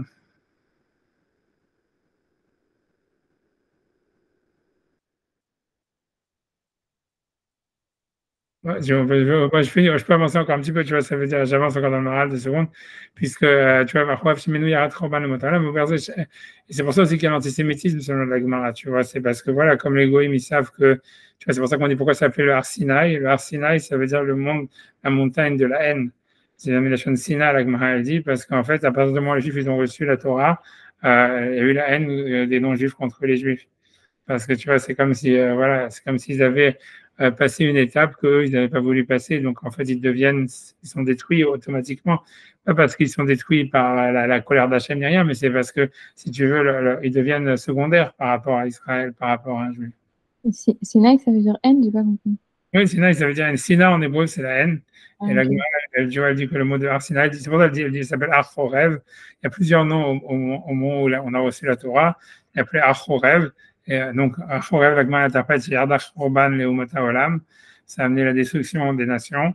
Et une explication, c'est Arsinaï, chez Bo Erdasina, les Umot Haolam, parce que c'est là où il y a eu la haine antisémite qui a commencé, parce que voilà, ils ont la même idée, quoi, que ça veut dire une fois que tu reçois la Torah, celui qui n'a pas accepté la Torah, en réalité, il devient, c'est sûr, comme il est rétrogradé, donc il a la haine. Ouais. Bref, tu vois, peu importe. L'explication, c'est que quand Hachem il a choisi Israël, les autres nations sont détruites. Chez Neymar, Harid Goïm Midbar Sia, parce que le verset dit la fin des nations, c'est un désert aride. Chez Nam Nershavim les Davar, c'est-à-dire qu'ils sont considérés comme maintenant n'ayant plus d'existence réelle. Et ça, tu le vois clairement, qui Kodem Shamdou Israël, puisqu'on voit qu'avant que l'Israël existe et qu'ils reçoivent la Torah, Ayou Nevim Baumot, les non-juifs avaient des prophètes, comme Bilham, Eliphaz, même il pouvait dire Iyov, tu vois, Sophar Naamati, tout ça, c'est des prophètes qui sont dans Iyov, quoi, aussi, tu vois, Kayotse Bahem. Et ça veut dire avec Hacham d'où Israël, une fois qu'Israël a existé et qu'ils ont reçu la Torah, alors Ayou Nevim Baumot, les Goïm, ils n'ont plus de prophètes. Et donc ces choses-là, elles sont claires. Et c'est ça ce qu'on dit que donc, les nations ont été détruites, ça veut dire elles ont perdu le lien privilégié qu'ils avaient avec Akadosh Baruch Hu, quoi. Celui pense qu'à la base, tous les pays, à la fin, on pouvait recevoir, non seulement, même si on était non-juif, on pouvait avoir la prophétie, mais même Iyov, qui est dans Eretz Outz, ou Moshe, qui est en Égypte, même Pharaon, il a une sorte de prophétie quand il a le rêve avec les vaches, etc., les épis. Donc, ça veut dire que donc, la prophétie, elle était non seulement pas réservée aux Juifs, mais en plus, elle n'était pas réservée à Israël, dans la terre d'Israël, ni rien. Et donc, ça veut dire, il n'y avait pas non plus le choix d'Israël, quoi. Israël n'était pas, en fait, élu comme terre de Kedusha, mais en fait, avec Kevan Shein Kadesha d'Israël, une fois qu'il y a la Kedusha d'Israël, Nipselu Kala Ratzot Minadibur, aussi, ça veut dire tous les autres pays deviennent à ce moment-là inaptes à recevoir la prophétie. Donc, lui veut dire ça, un monde en détruit un autre, quoi. C'est ça ce que lui veut dire que dans la création du monde. Et ça commence depuis le début de la création du monde. Il y a un monde en détruit un autre, quoi. Ça veut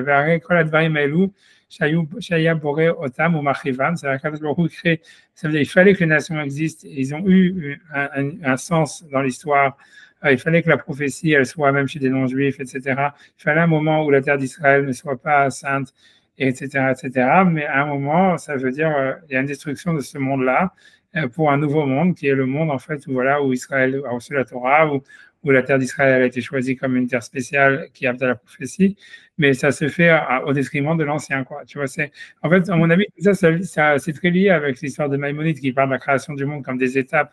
Tu vois, comme quelque chose en fait qui a un développement, qui amène à des étapes ou une purification, où les choses elles se séparent, etc. les unes des autres. Tu vois, ça revient plus ou moins à ça.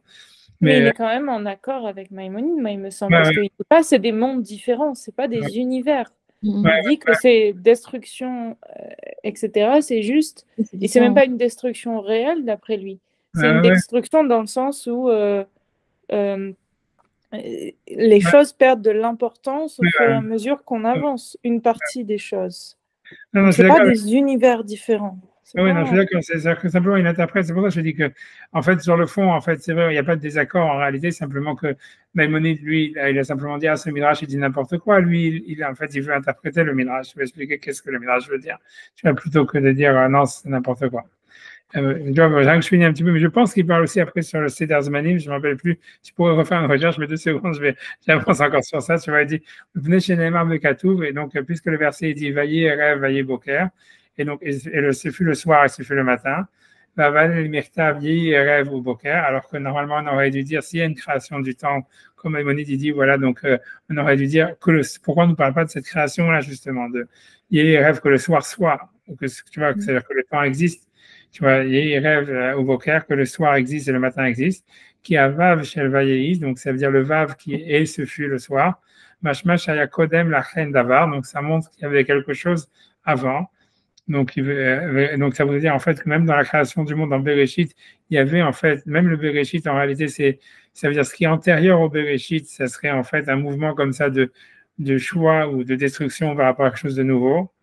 Et que Kichen Meshamesh Vav Achibour, et ainsi, puisque c'est ça ce que le Vav Achibour il va expliquer, mais Chaber d'avoir les matchs et les fanav, ça relie à quelque chose qui existait avant. Donc, Valzé Amar Shaya Boné Olamot ou Machivan, que Kadosh Baruch Hu construisait des mondes et les détruisait. Otse Lomar, il voulait dire Shen Akatuv Medaber Mitrilat Aerev Shaliom Rishon. C'est-à-dire que le verset ne parle pas du soir qui a eu le premier jour, Ak Medaber Min Aerev, mais ça parle du soir, Velo Mitrilato, mais pas de son début. Velama Eno Medaber Mitrilat Aerev, pourquoi il ne parle pas du début du soir? Vedemipne Shaya Boné Olamot ou Machivan. C'est parce qu'en fait, il construisait des mondes et il les détruit. Vem Briad Varim, Shen Baem Briag Mora, et c'est la création de choses qui ne sont pas encore finies. Venam Mitrabrim Im Shara Olam, donc elles restent détachées en fait du reste du monde. Ipne Shen Ametsiout Mamash Baem, ça veut dire parce que l'existence n'est pas véritablement ancrée en elle. Puis ce qui veut dire, tu vois, en fait, il suit vraiment le principe de Maïmonide. Il veut dire, c'est-à-dire qu'il veut dire que l'idée, c'est que le soir, en fait, quand on dit que le soir, lui, il veut vraiment passer la pommade sur le Midrash. Il veut dire que ça ne veut pas dire que le temps existait avant la création du monde, mais ça veut dire que le temps qu'il y avait au moment de la création du monde, il est devenu obsolète lorsque, en fait, on a créé le premier jour ou le deuxième jour, et que ça veut dire qu'il y avait un temps, et que chaque fois, c'est comme si le temps qui est créé à un moment, il disparaît lorsqu'il y a une nouvelle étape ou il y a un nouveau temps qui existe. Un truc comme ça. Et qui veut dire donc, et que l'ancien temps qui existait avant, il disparaît en même temps que, tu vois, avec la création du nouveau. Et donc, c'est comme s'il y avait, c'est en fait, il y avait un temps sûrement qui existait avant avant la création du premier soir et du matin. C'est pour ça qu'en fait, c'est quelque chose qui était préexistant, mais ça veut dire que cette chose-là, elle a disparu, cette temporalité-là, elle a disparu quand est apparue cette nouvelle temporalité du rêve du soir et du matin. Mais dans ce cas-là, ils ne sont pas en opposition. Ouais, non, c'est pas en opposition. Ce que je dis, c'est qu'a priori, lui, il va dans la même direction. Tu vois, ça veut dire. Simplement, il va expliquer, lui, il va essayer d'expliquer comme quoi le Midrash, il ne serait pas contradictoire, si tu veux. Maïmonide, lui, il a simplement dit, voilà, tu vois, si tu veux, c'est de la, tu vois, ça veut dire, c'est tout, c'est pas comment dire, tu vois, moi, je m'en rappelais plus, tu vois, donc je sais pas, je vais le regarder, tu vois, c'est pas une querelle de fond, c'est pas une opposition fondamentale sur est-ce que le temps existait ou pas, mais lui, il veut rétablir que le Midrash, quand il dit qu'il y avait des mondes qui étaient créés, etc., pour lui, donc Maïmonide, il dit, ouais, ça, c'est Megouné, Minarishon, c'est n'importe quoi, etc. En fait, tu vois, le Maharal de Prague, il veut simplement dire non, il faut l'interpréter de cette manière, comme quoi c'est un processus qui existe dans toute la création du monde. Et chaque chose, en fait, même si le monde, en fait, il est créé à partir de rien, comme il a dit de l'eau d'Avar, mais n'empêche que chaque chose, en fait, elle commence à exister à partir d'une chose qui existait avant, à un certain point. Et la création du monde, elle nous parle que déjà d'un processus qui est déjà mis en marche. Je pense que c'est ça ce qu'il veut dire. Mais il y a des personnes qui disent que c'est vraiment des mondes séparés. Dans la Kabbalah, ils pensent des choses comme ça. Ça veut dire, il y a des personnes, comme je dis, il y a des choses comme ça, tu vois, ça veut dire, il y a des... tu vois ce que je cherchais, hein, mais c'est d'autres beaucoup plus moderne, ça veut dire pas beaucoup plus moderne. Ça veut dire, c'est connu, que tu vois, ça veut dire, ce que tout le monde connaît, tu vois, il y a un rav qui s'appelait Tiferet Israël, qui a écrit un commentaire sur la Mishnah, que, tu vois, je sais même, tu vois, je peux... Si tu veux 2 secondes, je peux même ça le rechercher 2 secondes. Hein, si tu veux, attends 2 secondes. Lui, il parle vraiment comme ça. Lui pense qu'il y a des autres univers et que tu vois, on est tous. Ça veut dire que chaque univers, en fait, il a un début et une fin et lui, il explique tout ça. Ça veut dire, lui, mais c'est complètement mystique. C'est-à-dire, lui, il explique, en fait, je sais pas si ça vaut le coup de faire dans les mots, mais lui, ce qu'il veut dire, c'est que chaque univers, en fait, il a un certain tikkun à faire et qu'ensuite il disparaît et que l'univers d'après, il est comme si tu veux le olam haba du monde précédent, quoi. Pour lui, ça veut dire le olam haba, ça veut dire le olam hazé, olam haba, ça veut dire le monde futur. C'est toujours le monde à venir. En fait, nous, on est le monde à venir d'un monde qui était avant nous, tu vois. Et que quand on dit celui qui fait telle et telle chose, il va voir le olam haba, ça veut dire, en fait, quand ce monde-là va être détruit, en fait, il va qualifier pour arriver dans le monde d'après, tu vois. Et tu vois, mais c'est pour lui, mais c'est complètement non scientifique, tu vois. C'est-à-dire, c'est quelque chose vraiment, si tu veux, c'est dans les Midrashim, si tu veux, ça se recolle beaucoup, parce que tu vois, il y a ce fameux Midrash qui dit que le monde il dure 6000 ans, qu'après ça, tu vois, tout est détruit, blablabla, qu'il y a Hachem tout seul, et qu'il recrée le monde et tous ces trucs-là, tous ces gemarotes-là. Donc, si tu veux, ça veut dire, si tu veux, dans le comment expliquer, tu vois, ça veut dire dans les Midrashim, moi, tu pourrais trouver un truc comme ça, et ça serait ça l'histoire des mondes qui est construit, qui sont détruits comme ça. etc. Et lui, si tu veux, je peux le retrouver, hein, c'est un auteur du 19e siècle et tout ça. C'est très populaire aujourd'hui, je sais, en Israël, chez les Bali Tchouva et compagnie. Ça veut dire, voilà, mais le truc, c'est que tu vois, le truc, c'est que voilà, c'est au niveau, je sais pas, tu vois, c'est-à-dire au niveau philosophique, au niveau scientifique, c'est pas très sérieux, tu vois, c'est ça l'histoire, tu vois. Tu vois, mais voilà, j'en sais rien, tu vois, ça veut dire, mais voilà, mais ça existe, si tu veux, c'est ça, et c'est sûr que, tu vois, cette histoire-là, elle est populaire, mais tu vois bien que, tu vois, Maïmonide et tu vois le Maral de Prague, qui sont des auteurs plus classiques, on va dire, tu vois, beaucoup plus antérieurs, tu vois, ils n'ont pas voulu, ou, tu vois, Maïmonide, il a carrément rejeté le Midrash, et tu vois, et comment dire, et le Maral de Prague, lui, il essaye de l'interpréter d'une manière allégorique, en fait, tu vois. Mais je te dis, si tu veux, il y a vraiment ça. Il y en a qui pensent comme ça, mais maintenant, je ne sais pas à quel point c'est sérieux, tu vois. Pas à quel point c'est sérieux, mais maintenant, qu'est-ce que je te dis, j'en sais rien. Moi, c'est sûr, quand j'étais plus jeune, je pensais aussi comme ça. Maintenant, je ne sais rien. Tu vois, c'est très compliqué parce que, tu vois, ça veut dire que tous les moments, tous les temps, ils existent en même temps. Hein. Ça crée des trucs super bizarres, tu vois, super complexes. Tu vois, tu vois, c'est des dimensions du temps. Tu vois, c'est de la science-fiction, grosso modo. C'est ce que je veux dire. Ça, ok. C'est pas vraiment une création, du coup. Ouais, c'est ça, où tout a été créé en même temps, où tu vois, c'est comme si tous les jeux, c'est comme si tout, au niveau de la temporalité réelle, en réalité, tout se joue en même temps, quoi, grosso modo. C'est possible, tu vois, tout ça, c'est de la science-fiction, tu peux facilement faire des choses comme ça, mais tu vois, qu'est-ce que je te dis, tu vois, mais c'est sûr que si tu veux la vérité, oui, il y a un commentaire comme ça, tu vois. Si tu veux, je vais pas le faire dans les mots, mais Ouais, je veux bien Enfin, je sais pas si c'est sur Ouais, si tu veux, attends, deux secondes. Puisqu'on part complètement dans tous les sens, comme je vous avais rien à faire. On n'est pas obligé de le faire ensemble, mais juste si je peux. Ouais, attends, laisse-moi essayer de retrouver, parce que tu vois, 10 secondes. Faut que je retrouve. Mais il a eu une influence, Rav, à part maintenant.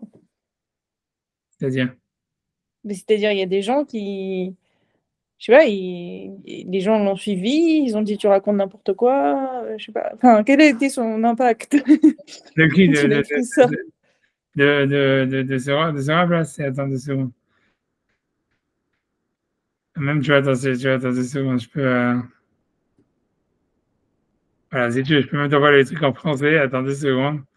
Attends 2 secondes. Si j'arrive à. C'est où j'arrive à faire quand même. Non, il faut que. Maintenant, c'est mon expertise en WhatsApp qui est un jeu. Attends, 2 secondes.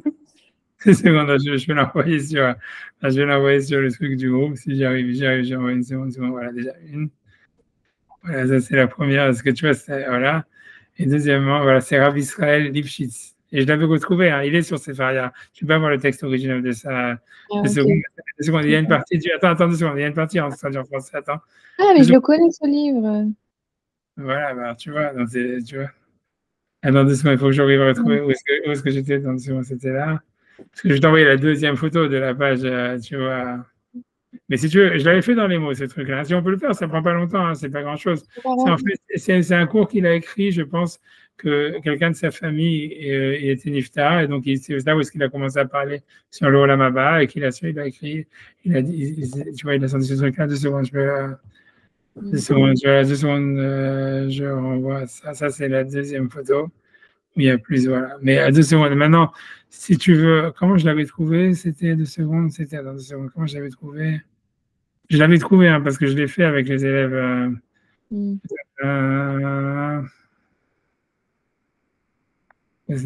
C'est quoi le nom du commentaire? C'était la référence là-dedans. Attends.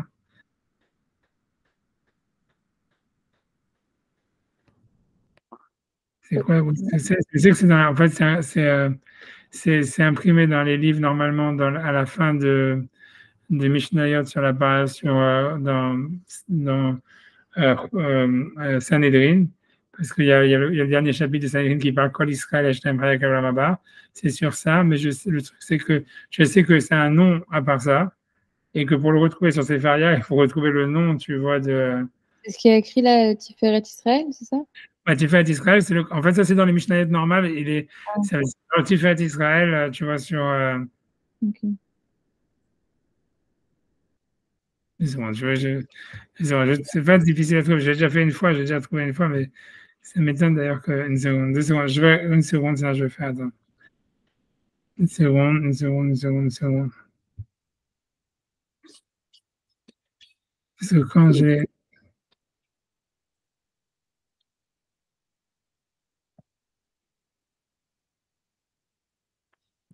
Je sais que j'avais retrouvé sur un. Ah, c'est Drush Orachaim. Ok. C'est Drush Orachaim, ça s'appelle. 2 secondes, maintenant, il faut aller sur cette variable. Je vois une autre fenêtre, il faut que je passe Drush Orachaim. Et disons, je sais. Je sais pas si ça vous intéresse vraiment cette histoire. Moi, je sais pas, quand j'étais plus jeune aussi. Bah, c'est intéressant d'avoir toutes les différentes visions, quoi.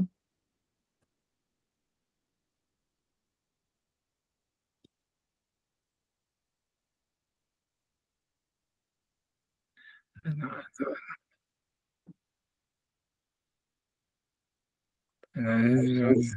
j'ai pas, j'ai pas 2 secondes, 2 secondes, je répète. J'ai 2 secondes. C'est pas dans Derush Or Achaim. Oui, c'est ce que je fais. Ah, pardon, j'étais en train de chercher en parallèle, parce que c'est là où apparemment il débat de l'éternité de. Ça, mais le truc, c'est qu'il faut le trouver. Je me rappelle qu'il est dans Sefaria. Sinon, 2 secondes. Si je cherche comme ça.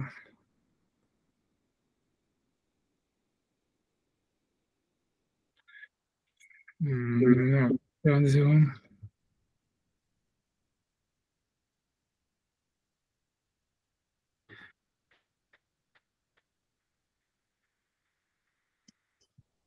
J'ai envie de le retrouver. Je sais qu'en fait, sinon, le plus facile, c'est de.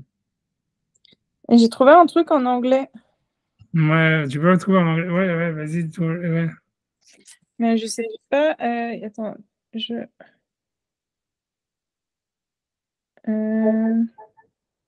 Parce que si, attention, si on fait comme ça, si tu fais, en fait, si tu fais. Je sais qu'il est sur Sefaria parce que j'ai souvent 2 secondes. Ça s'écrit comment ça s'écrit comment les sheets.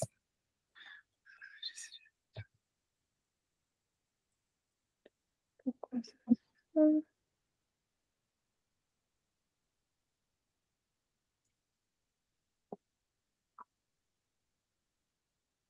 Le domaine, tu vois, dans les trucs, quand tu fais auteur sur Israël et Fitz, ils te disent Douche, blablabla.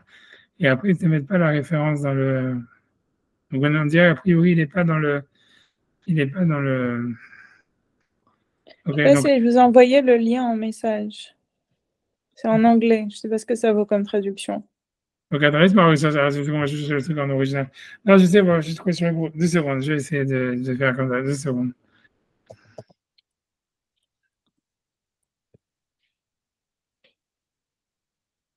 Voilà. J'avais trouvé, mais le truc, c'est que sur les groupes, c'est l'impression, elle n'est pas, tu vois, géniale. Mais je vais le mettre 2 secondes. Hein,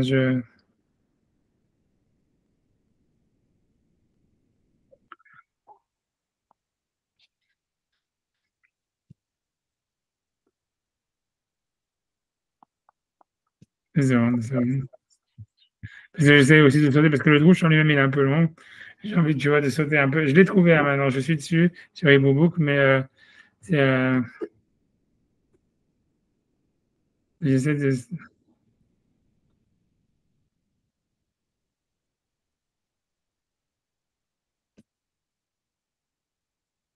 Des secondes.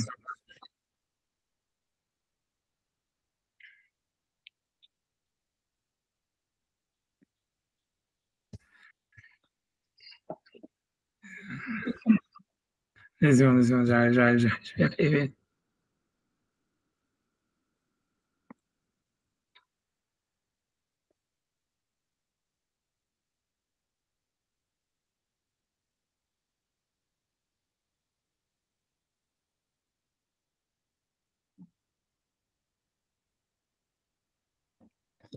Des secondes, je vais arriver.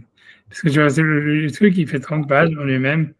Je ne sais pas où tu vas commencer, tu vois, j'essaie de sauter pour arriver là où est-ce qu'il passe sur les mondes qui sont.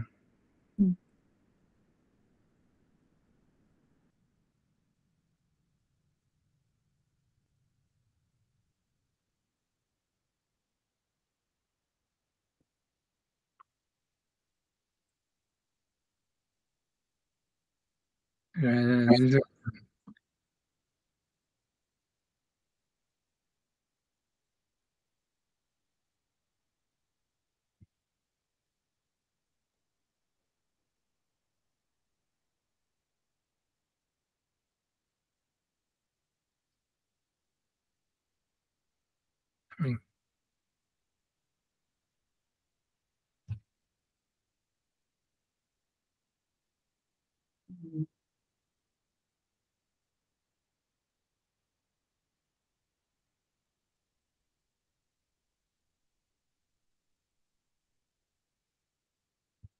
Désolé. En plus, quand vous allez voir l'impression, elle est nulle. Mais je me rappelle que après, je l'avais trouvé sur cette variante bien.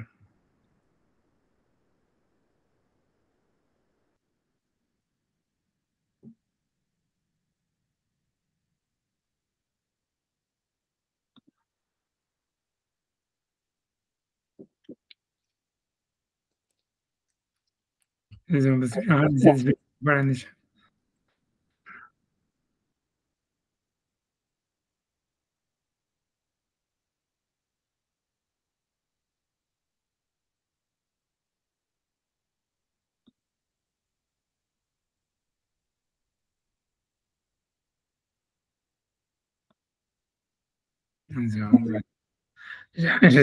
sais. Parce que c'est tout le truc, c'est un main pour expliquer que l'âme est éternelle. Après, Que l'homme, il est éternel. ouais, que l'âme est éternelle. Ah, Puisque, l'âme. tu vois, l'histoire, c'est sur l'histoire de, tu vois, du Olam Haba, de qu'est-ce que c'est le Olam Haba, ces machins-là. Mais à la fin, donc, tu vois, donc, tout le début, c'est tout un, c'est, tu vois, bref, c'est de la Kabbalah, blablabla.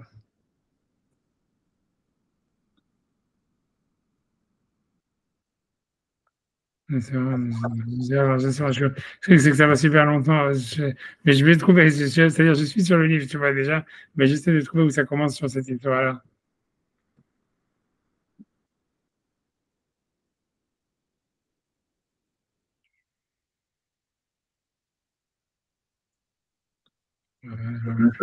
Déjà.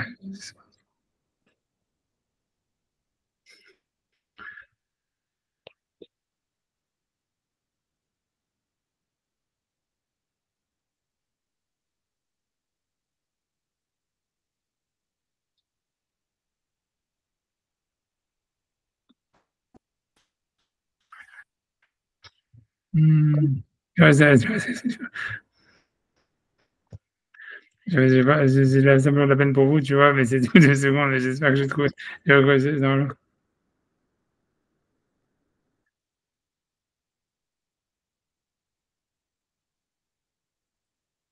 Ouais, c'est bon.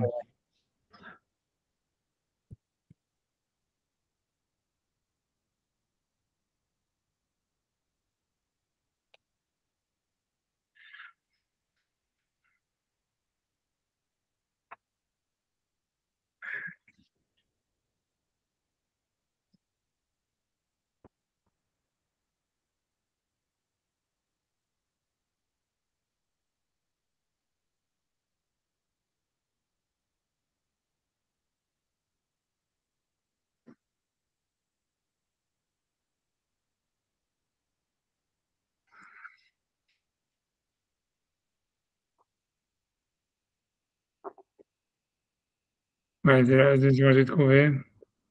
Voilà, j'ai trouvé. Bon, je peux maintenant, il faut que j'arrive. Voilà, ok. Voilà, donc ça, c'est le fameux Adrush Hachaim. J'espère que vous l'avez, que ça a marché. Ok. Mais voilà.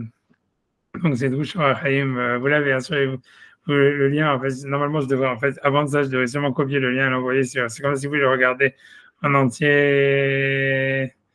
Ouais, je vais envoyer le lien sur le truc du groupe. Et je sais qu'en fait, sur cette faria, il y a une impression mieux que ça. Mm. J'en suis sûr. Je sais qu'il existe normal. Non, je ne l'ai pas retrouvé sur ces faria. Mais 2 secondes, c'est déjà mieux que rien. Une seconde. Je vais l'envoyer sur le chat, comme ça. Voilà, il y a ça. Vous allez sur le WhatsApp. Et après, vous regardez. Mais je suis sûr qu'à partir de là, si vous tournez, on peut même le trouver sur Wikitext ou un truc comme ça en mieux. Et ça, ça va de pire en pire après l'impression.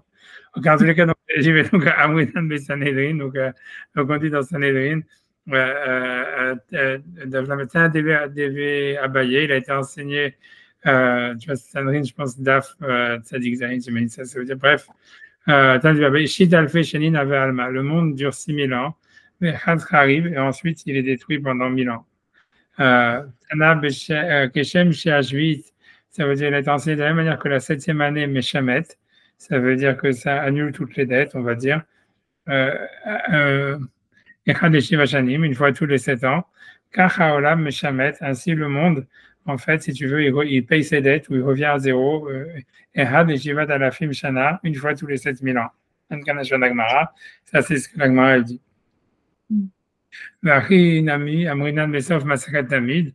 Voilà, donc et ainsi on trouve dans le traité de Tamid, Beshabbat, Ayu Amrim, Shabbat il disait, Mizmor Shalayom Shabbat, Mizmor pour le jour du Shabbat, et Yam Shekulo Shabbat Umnocha Lechaya Olamim, ça veut dire le jour où ça sera complètement à la fin, où le repos de toutes les vies de l'univers, Bezé Asod Masheyeh, et c'est ça le secret de ce qu'il y aura.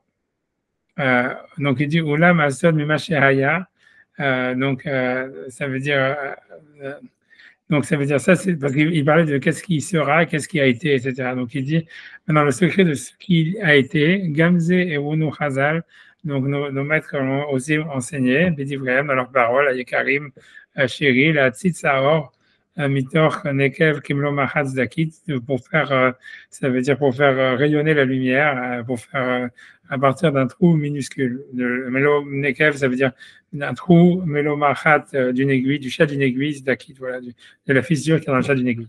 Et Amrinam de Bereshit Rabba, donc ça revient sur ce même midrash, Vayerev Vayeboker, et c'est vu le soir et c'est fait le matin, des cachets, voilà, donc lui dit que la question elle est donc lui il revient, c'est pas le même texte que le Maharal, c'est celui du Rambam, des cachets veki mahar shelo hayadain shemesh baolam, donc comme il n'y avait pas encore le soleil dans le monde, erev u boker minayin, d'où vient le soir et le matin. Donc diabar Abiabaou dit mikan shaya seder zmanim kodem lazé, donc ça nous apprend qu'il y avait donc un ordre des temps avant ça. Mais la Met Shaya Kadosh Baruch Hu Borone Olamot Machivan, ça nous apprend aussi que la Kadosh Baruch Hu, il construisait des mondes et les détruisait. Borone Olamot Machivan, il construisait des mondes et les détruisait. Vamar Den Nayan Li, ça, ce monde-là, il me correspond. Beden Lo Nayan Li, ce monde-là, il me correspond pas. 2 secondes, je scroll. Voilà, hop, hop, hop.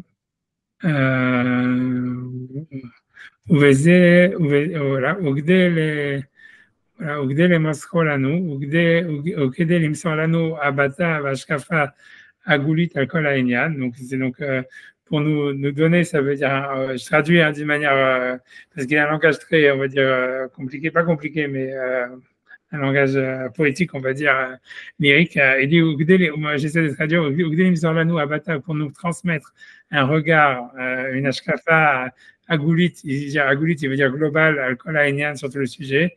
Gilalanu Rabbeinu Bachaye, donc Rabbeinu Bachaye, donc lui c'est un auteur plus ancien. Donc Rabbeinu Bachaye là pour le coup c'est un auteur du XIIIe siècle. C'est Chovat Levavot? C'est pas le même. A priori c'est pas le même. C'est Rabbeinu Bachaye, c'est un commentaire sur la Torah qui a été écrit donc le Torah là, qui était très connu, machin. Moi j'ai jamais tellement accroché. C'est très long, très méandreux, etc. Ouais, tu vois, Rabbeinu Bachaye, ces derniers-là, Beshem Mekoubalim et Parashat Béar. Donc, il nous dit un secret caché au nom des Mekoubalim qui est marqué dans la Parashat Béar, le Pasuk Veshavta Haaretz Shabbat Lachem, ou donc le Pasuk qui parle donc ça arrive bientôt d'ailleurs dans les Parashats de la semaine, hein, puisque on est quoi? On est Shmini à Haremot, Kedoshim. On est Kedoshim cette semaine, Béar c'est la semaine d'après. Donc voilà, donc on est presque à la Parashat de la semaine, la Parashat Béar, donc la Parashat de la semaine prochaine.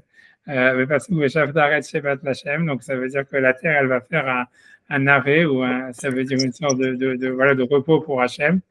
Des Eyermod al-Sod Nifla, donc c'est une illusion, un secret extraordinaire. Il y a Olam Nivna, que le monde il sera Venikrav Shiva Pamim. Venikrav Shiva Pamim, que le monde a été construit, ou il va être construit et détruit 7 fois. Donc, encore une fois, par rapport au conte, c'est lié avec le Homer, avec le conte du Homer et tout ce machin-là, tu vois. Comme les 49 ans qu'il y a avant le jubilé, puisque tous les 50 ans, la Terre, elle a un jubilé où les choses, elles reviennent à leur propriétaire initial. tu vois, etc. Et donc, lui veut dire que si on fait le compte, ça fait 49 000 années, même peut-être à la fin de Shana.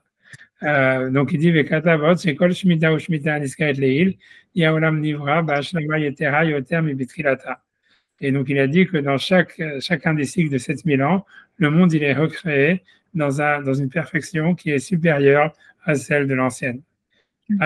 Sauf Yarzigun Kol Nitosea Akdusha, jusqu'à ce qu'à la fin, ils reviennent toutes les étincelles de sainteté qui ont été déversées par Akadosh Baruch Hu au début de la création du monde, les Toch Gashmiim dans la matière, pour qu'ils se perfectionnent eux-mêmes par eux-mêmes. Comme on avait déjà vu que l'idée principale dans la Kabbale, c'est que le monde, ça veut dire que en fait, le monde, ils deviennent indépendants, ils deviennent existants indépendamment de Dieu, grosso modo. C'est la finalité. ובסוף השמיטה, הזמן, il y a un zéro à Mushlamim, donc à la fin des 7 cycles de 7000 ans, donc ils reviendront les mondes parfaits, Betachit Hashlimu dans la perfection ultime, les Siba Rishona Baruchu à la première cause qui est Hachem, Kirsono Idbarar, comme c'est sa volonté, Veset Tachlit Kol HaTachlitim, les Brigata Olam, et c'est ça le but de tous les buts dans la création du monde, Alkan Tochan Devarav Sham, ainsi est donc c'est-à-dire le résumé de ces paroles là-bas. Ramaz Nuksat Aramban. Donc lui, il veut dire qu'il y a le Nachmanide, il aurait donné une allusion à ça aussi, dans un passage qu'on n'a pas encore fait en ce qui concerne le 6e jour, où il y a marqué le pasuk Asher bara Elokim la'asot, que Kadosh Baruch Hu, il a créé pour faire. Que ça voudrait dire pour faire un autre cycle. C'est-à-dire que Shabbat, de la même manière que le Shabbat, en fait, c'est la fin d'un cycle, comme on voit avec, tu vois, la Shemitah, etc. En fait, c'est comme si le Shabbat, en fait, ce qui va venir après le Shabbat, c'est quand il y a un Shabbat, c'est comme s'il y a un monde qui est détruit. C'est-à-dire, voilà, la semaine, elle est passée, en fait, cette semaine-là qui s'est passée, elle est détruite, et elle va donner naissance à un nouveau monde qui est, en fait, le monde de la semaine prochaine, quoi. C'est comme ça, tu vois, que la semaine d'après, elle détruit la semaine d'avant, quoi. Tu vois, c'est un truc comme ça, tu vois. Lui dit que c'est ce que Narmanide, il parle ça, il met ça même dans le Shabbat, avec Ashabara Elohim la Asot, que Elohim, il a fait pour faire, ça veut dire pour faire quelque chose, en fait, de nouveau, une nouvelle création. Bref, tu vois, là, 2 secondes. Bazouk, Bashabar Elohim la Asot, Varav Even Ezra, Vepasuk, Od Kol Yemei Haaretz. Il dit aussi qu'on retrouve quelque chose d'allusion à ça dans l'explication de Venedra, que je ne sais pas où est-ce qu'il Od Kol Yemei Haaretz, ça c'est Hachem après le déluge, qui dit que les jours de la terre ne seront pas annulés, mais là-bas, il semblerait que le Venedra, il a un calcul pour montrer que c'est un cycle ou c'est quelque chose qui se renouvelle, etc. Bref, tu vois, Kanti, Parashat Behar, chez Katavot, donc encore une fois, le Kanti, c'est un autre commentateur dans Rosbar, chez Katavot, chez les Nyanze, Ramzin Kama Mitzvot Torah. En fait, il y a beaucoup de mitzvot de la Torah qui sont allusifs à cette histoire-là, donc des mondes qui sont détruits et qui sont reconstruits. Chez Raïnou, que nous avons vu. Il faut que je tourne la page de seconde. J'espère que ça marche. Ouais, ça a l'air de marcher. Voilà, ça marche. 2 secondes. Voilà. Voilà, quand je dis que plus ça va aller, plus l'impression elle va être pourrie. Alors chez Mispar Sheva, que le nombre 7, Mitnoses, Mitboses, Mitnotset, Bekama à Mitzvot. Sheva, voilà, donc c'est quelque chose qu'on retrouve dans beaucoup de Mitzvot. On va dire Sheva Yeme Shabda, les 7 jours de la semaine, Sheva Yeme Pesach, les 7 jours de Pesach. Sheva Yeme Sukkot, les 7 jours de Sukkot. Sheva Yeme Nida, les 7 jours de la Nida. Sheva Yeme Nekiim, les 7 jours propres que la femme Nida doit compter après. Sheva Yamim Kodem Amila, les 7 jours avant la Brit Mila. Sheva Yeme Amelut, les 7 jours du deuil. Sheva Yeme Mishte, les 7 jours de Shabrachot dans un mariage. Sheva Shani Bashmita, les 7 jours dans la Shemitah. Sheva Shmitot, je ne sais pas pourquoi il n'a pas parlé du Homer, hein, Sheva, il a oublié cette mitzvah. Et Sheva Shmitot va Yovel, les 7 Shmitot dans le Yovel, et Sheva Kene Menorah, les 7 bronzes de la Menorah, Sheva Azarat Veyam Kippourim, et cette aspersion du sang à Yom Kippour, Vod Rabim et beaucoup. Donc, on voit que le cycle précède. Donc, pour lui, tout ça serait une allusion au fait donc, qu'il y aurait un cycle dans la création de l'univers qui revient à zéro et qu'il y aurait un renouveau après ce cycle-là qui est en fait mieux que l'ancien, on va dire. Ok. Au balai Sodot, des secondes, des Rachetés Marachan Siftataïou.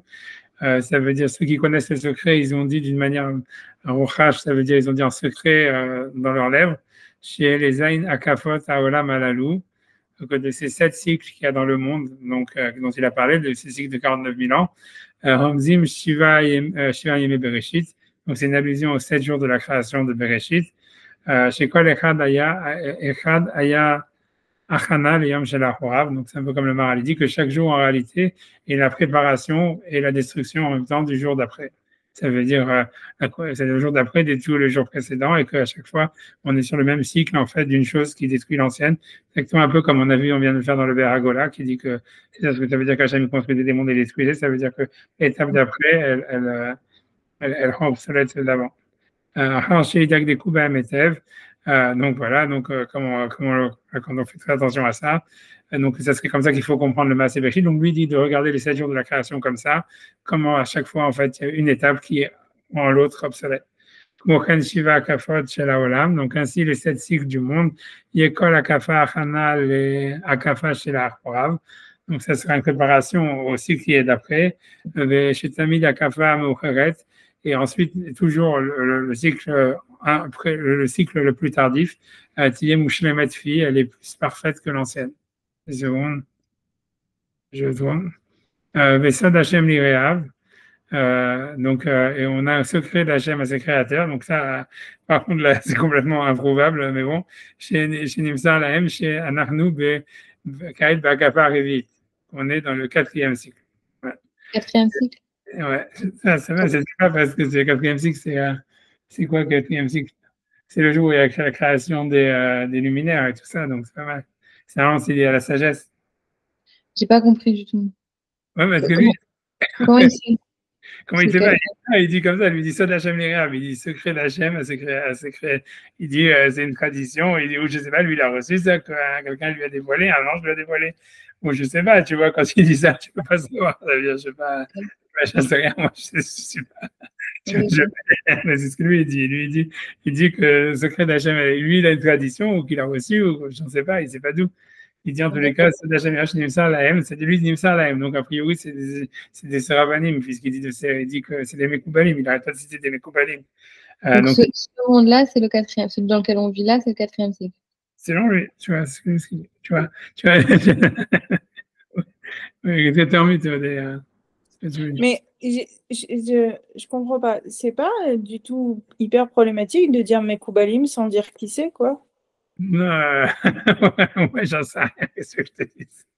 Ça veut dire, je sais pas, tu vois, ça veut dire, c'est sûr que personne ne peut vérifier, quoi. C'est pour ça quand tu me dis, voilà, c'est quoi les sources, et tout ça, voilà, les sources, tu vois, ça veut dire, voilà, tu vois, ce que je te dis, j'en sais rien, tu vois, je sais pas. Tu vois, au début, il a commencé, tu vois, avec cette histoire en tout cas, de ces 7 cycles, il a cité Rabbeinu Bachaye, il faudrait regarder Rabbeinu Bachaye. Oui, bon, d'accord, au début, oui, mais là, avec l'histoire qu'on est dans le 4e cycle, et ça dure 49 000 ans, on s'est quand même un peu égaré, quoi. Oui, non, je sais, c'est pour ça que je te dis que voilà, je sais pas à quel moment ça, mais tu vois, il faut savoir, c'est un rave sérieux, c'est un rave, voilà, tu vois, c'est assez date en haut, hein, c'est un rave ancien, etc. Voilà, maintenant, qu'est-ce que je te dise? C'est pour ça que je te dis, c'était très popularisé dans le monde des ballets Tchouva aujourd'hui, tu vois, ça c'est sûr. Maintenant, je sais. Et c'est qui sait? Il y a des chassidoutes qui refusent de l'étudier à lui, oui, c'est ça? Je suis pas sûr, ça je sais pas. Hein, de Jérusalem, je crois que j'ai déjà entendu parler. Ils l'ont décrété. C'est quoi le terme? Je sais plus. Je crois que je sais. Non, c'est sûr qu'il y a des trucs. C'est sûr que lui, de toute façon, le seul truc que je me rappelle, c'est que quand tu c'est lui aussi qui pense qu'il y a une réincarnation, que nous, on est une réincarnation d'autres gens et tout. C'est la même personne ou pas? La théorie des Gilgulim, c'est notre histoire. Je pense que lui, il rentre dans cette histoire. Pour lui, c'est des Gilgulim, tout ça. Pour lui, tu vois, l'histoire des Gilgulim, c'est tout ça, tu vois, c'est même ça, puisqu'on est, si tu veux, la réincarnation des mondes antécédents, tu vois, puisqu'on est toujours, nous, tu vois, ce qui reste du monde d'avant, tu vois ce que je veux dire? Donc, tu vois, des byproducts, tu vois. Mais c'est pas le seul qui a parlé dans la théorie des Gilgul. Oui, non, c'est pas le seul, mais ok. Mais tu vois, mais c'est-à-dire, c'est la théorie lui, il fait rentrer dans son système, il fait rentrer la théorie des Gilgulim. Ouais, etc. Mais tu vois, mais comme c'est très New Age, c'est pour ça que c'est très populaire. Non, tu vois, non, moi, j'en sais rien, tu vois, je sais pas, je sais pas, comme tu vois, c'est un rafraîchis, qu'est-ce que je dis, tu vois, vous m'avez demandé, moi, je fais que exécuter, moi, je suis là à votre service. Et tu vois, je vais m'arrêter bientôt parce que j'ai d'autres travaux après, mais j'avance, j'essaie de finir ce paragraphe parce que voilà, et après ça, on reprendra la semaine prochaine ici, si vous voulez, tu vois, donc il dit, mais ça d'Hachem, les gars, moi, j'essaie de finir le paragraphe, il dit, ça d'Hachem, les gars. Je pense qu'on n'est pas obligé de continuer la semaine prochaine. C'est comme vous voulez, hein, moi je vous suis, hein, franchement. Moi, ça me plaît en fait d'être complètement hors, tu vois, sans programme, sans rien comme ça, tu vois. Mais bon, tu vois, voilà, mais donc, j'en sais rien. Donc, Shenim Salem, en tout cas, je finis le truc. Shenim Salem, Shanarnouk, Kaed, Bakavar, et puis, donc, lui, la tradition, comme quoi on est dans le quatrième cycle, chez où les fils Seder, Shechet, Bereshit, Anal, donc, qui est par rapport donc, à l'ordre des 6 jours de la création qu'on mentionnait, Keneged Yom Revi, donc par rapport à mercredi, chez Bo et Mid Akadosh Baruch Hu Amerod Boralam, voilà, comme on a dit, qu'Akadosh Baruch Hu, c'est le jour où il a créé les astres, les luminaires, ou Kar Kam Bekevze. C'est pour ça qu'en fait, c'est dans ce cycle-là, à la Hora Torah, elle est montée la lumière de la Torah, ou Hashemesh Ameira Mikse Aretz Vat Katseu, qui est donc qui est le soleil qui illumine le monde d'une extrémité à l'autre. Gadol, et c'est ça la grande lumière. Ça veut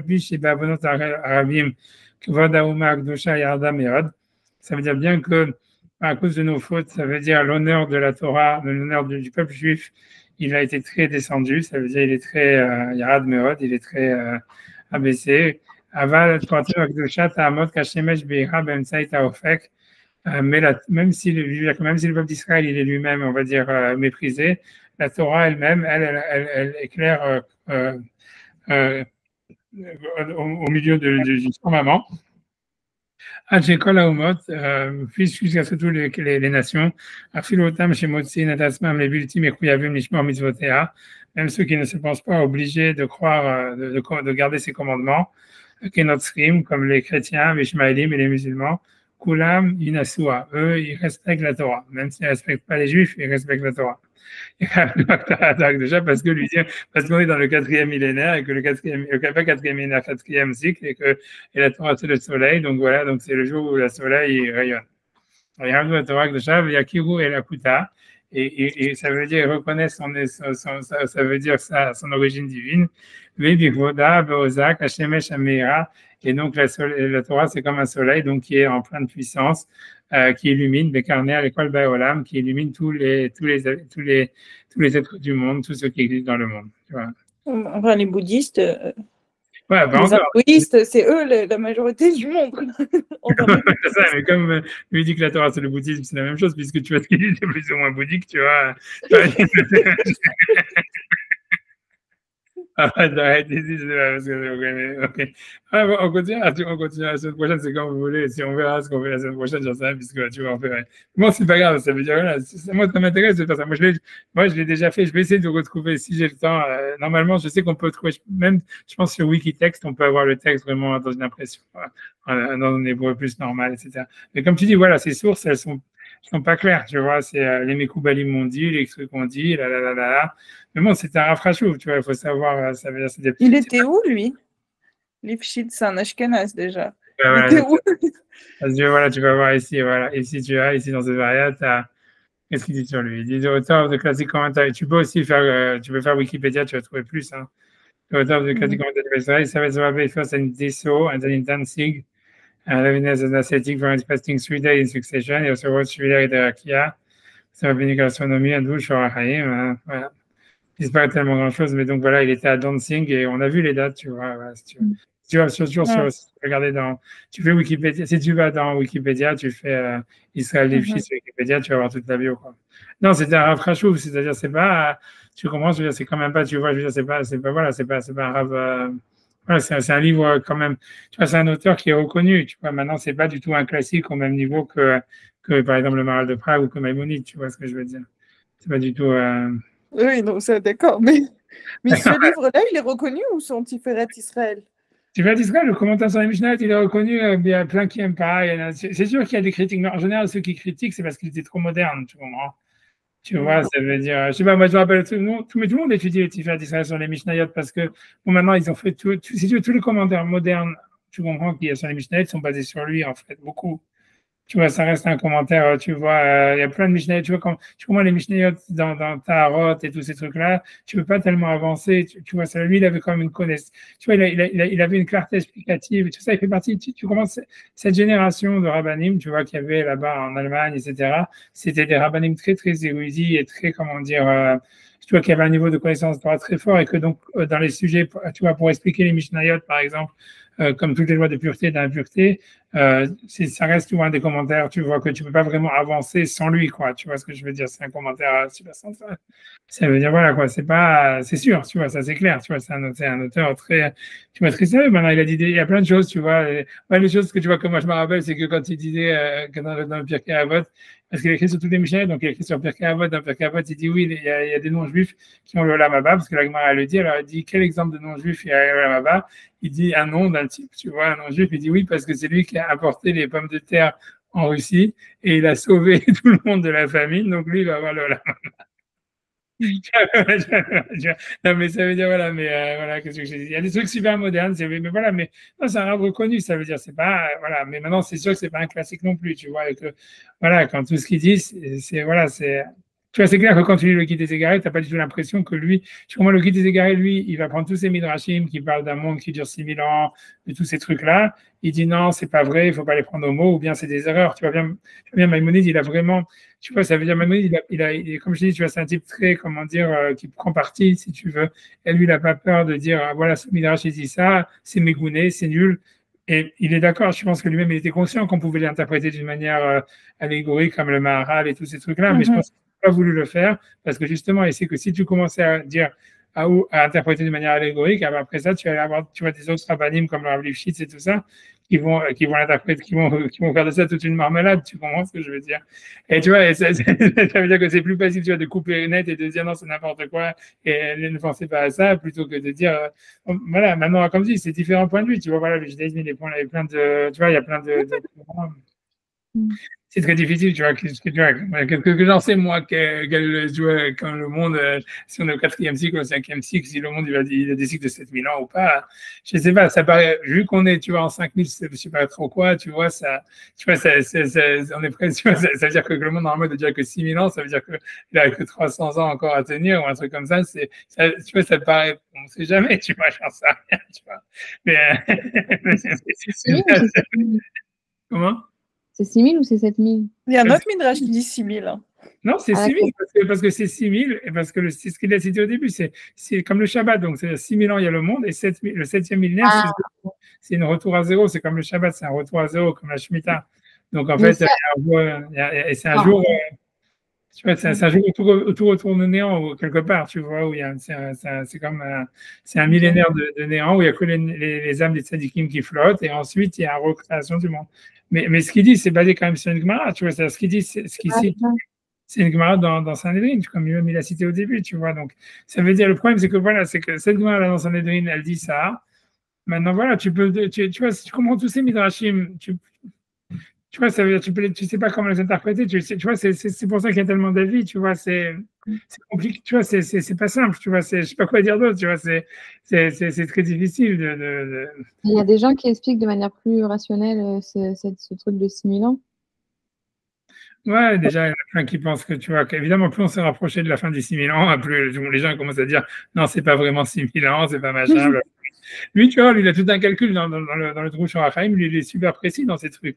Il commence à faire des calculs sur les générations, lui, il pense que, il va dire qu'en fait, le monde d'avant, il n'a pas tenu 6000 ans parce qu'il a été détruit prématurément, parce qu'ils n'avaient pas réussi à, comment dire, ils avaient fait trop les imbéciles, quoi, grosso modo, et Hachem, il a dû le détruire prématurément, et que c'est pour ça que nous, on part avec un certain retard.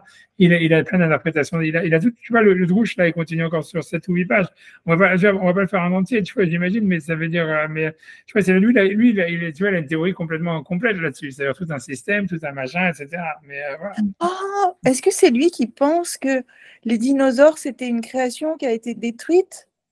Je sais pas. Un autre? Je sais pas, non, ça, il faut regarder. Il y avait une histoire de la preuve de la destruction des mondes, c'est les fossiles de dinosaures. Mais je ne sais plus qui c'est. Son nom me disait rien, mais c'est pas. C'est sûrement lui, parce que c'est lui la base, tu comprends, c'est lui. Ce texte-là, c'est la base de toute cette théorie-là. Tu comprends, c'est ce texte. Ouais, tu vois, c'est le plus. C'est lui qui a dit ça, qui l'a articulé, etc. Et que voilà, que après ça, tu vois, après ça, ça a été popularisé à partir de ça. Mais c'est lui la base, tu vois bien, c'est ce que tout le monde sait. On va le finir, on va le voir, c'est quelques pages encore, c'est pas grand-chose. Je vais essayer simplement de trouver une version. Je sais que sur Internet, il y a des versions plus claires que ça, que cette impression-là. Je vais vous laisser tranquille. Merci beaucoup. Merci à vous. Merci à vous d'écouter.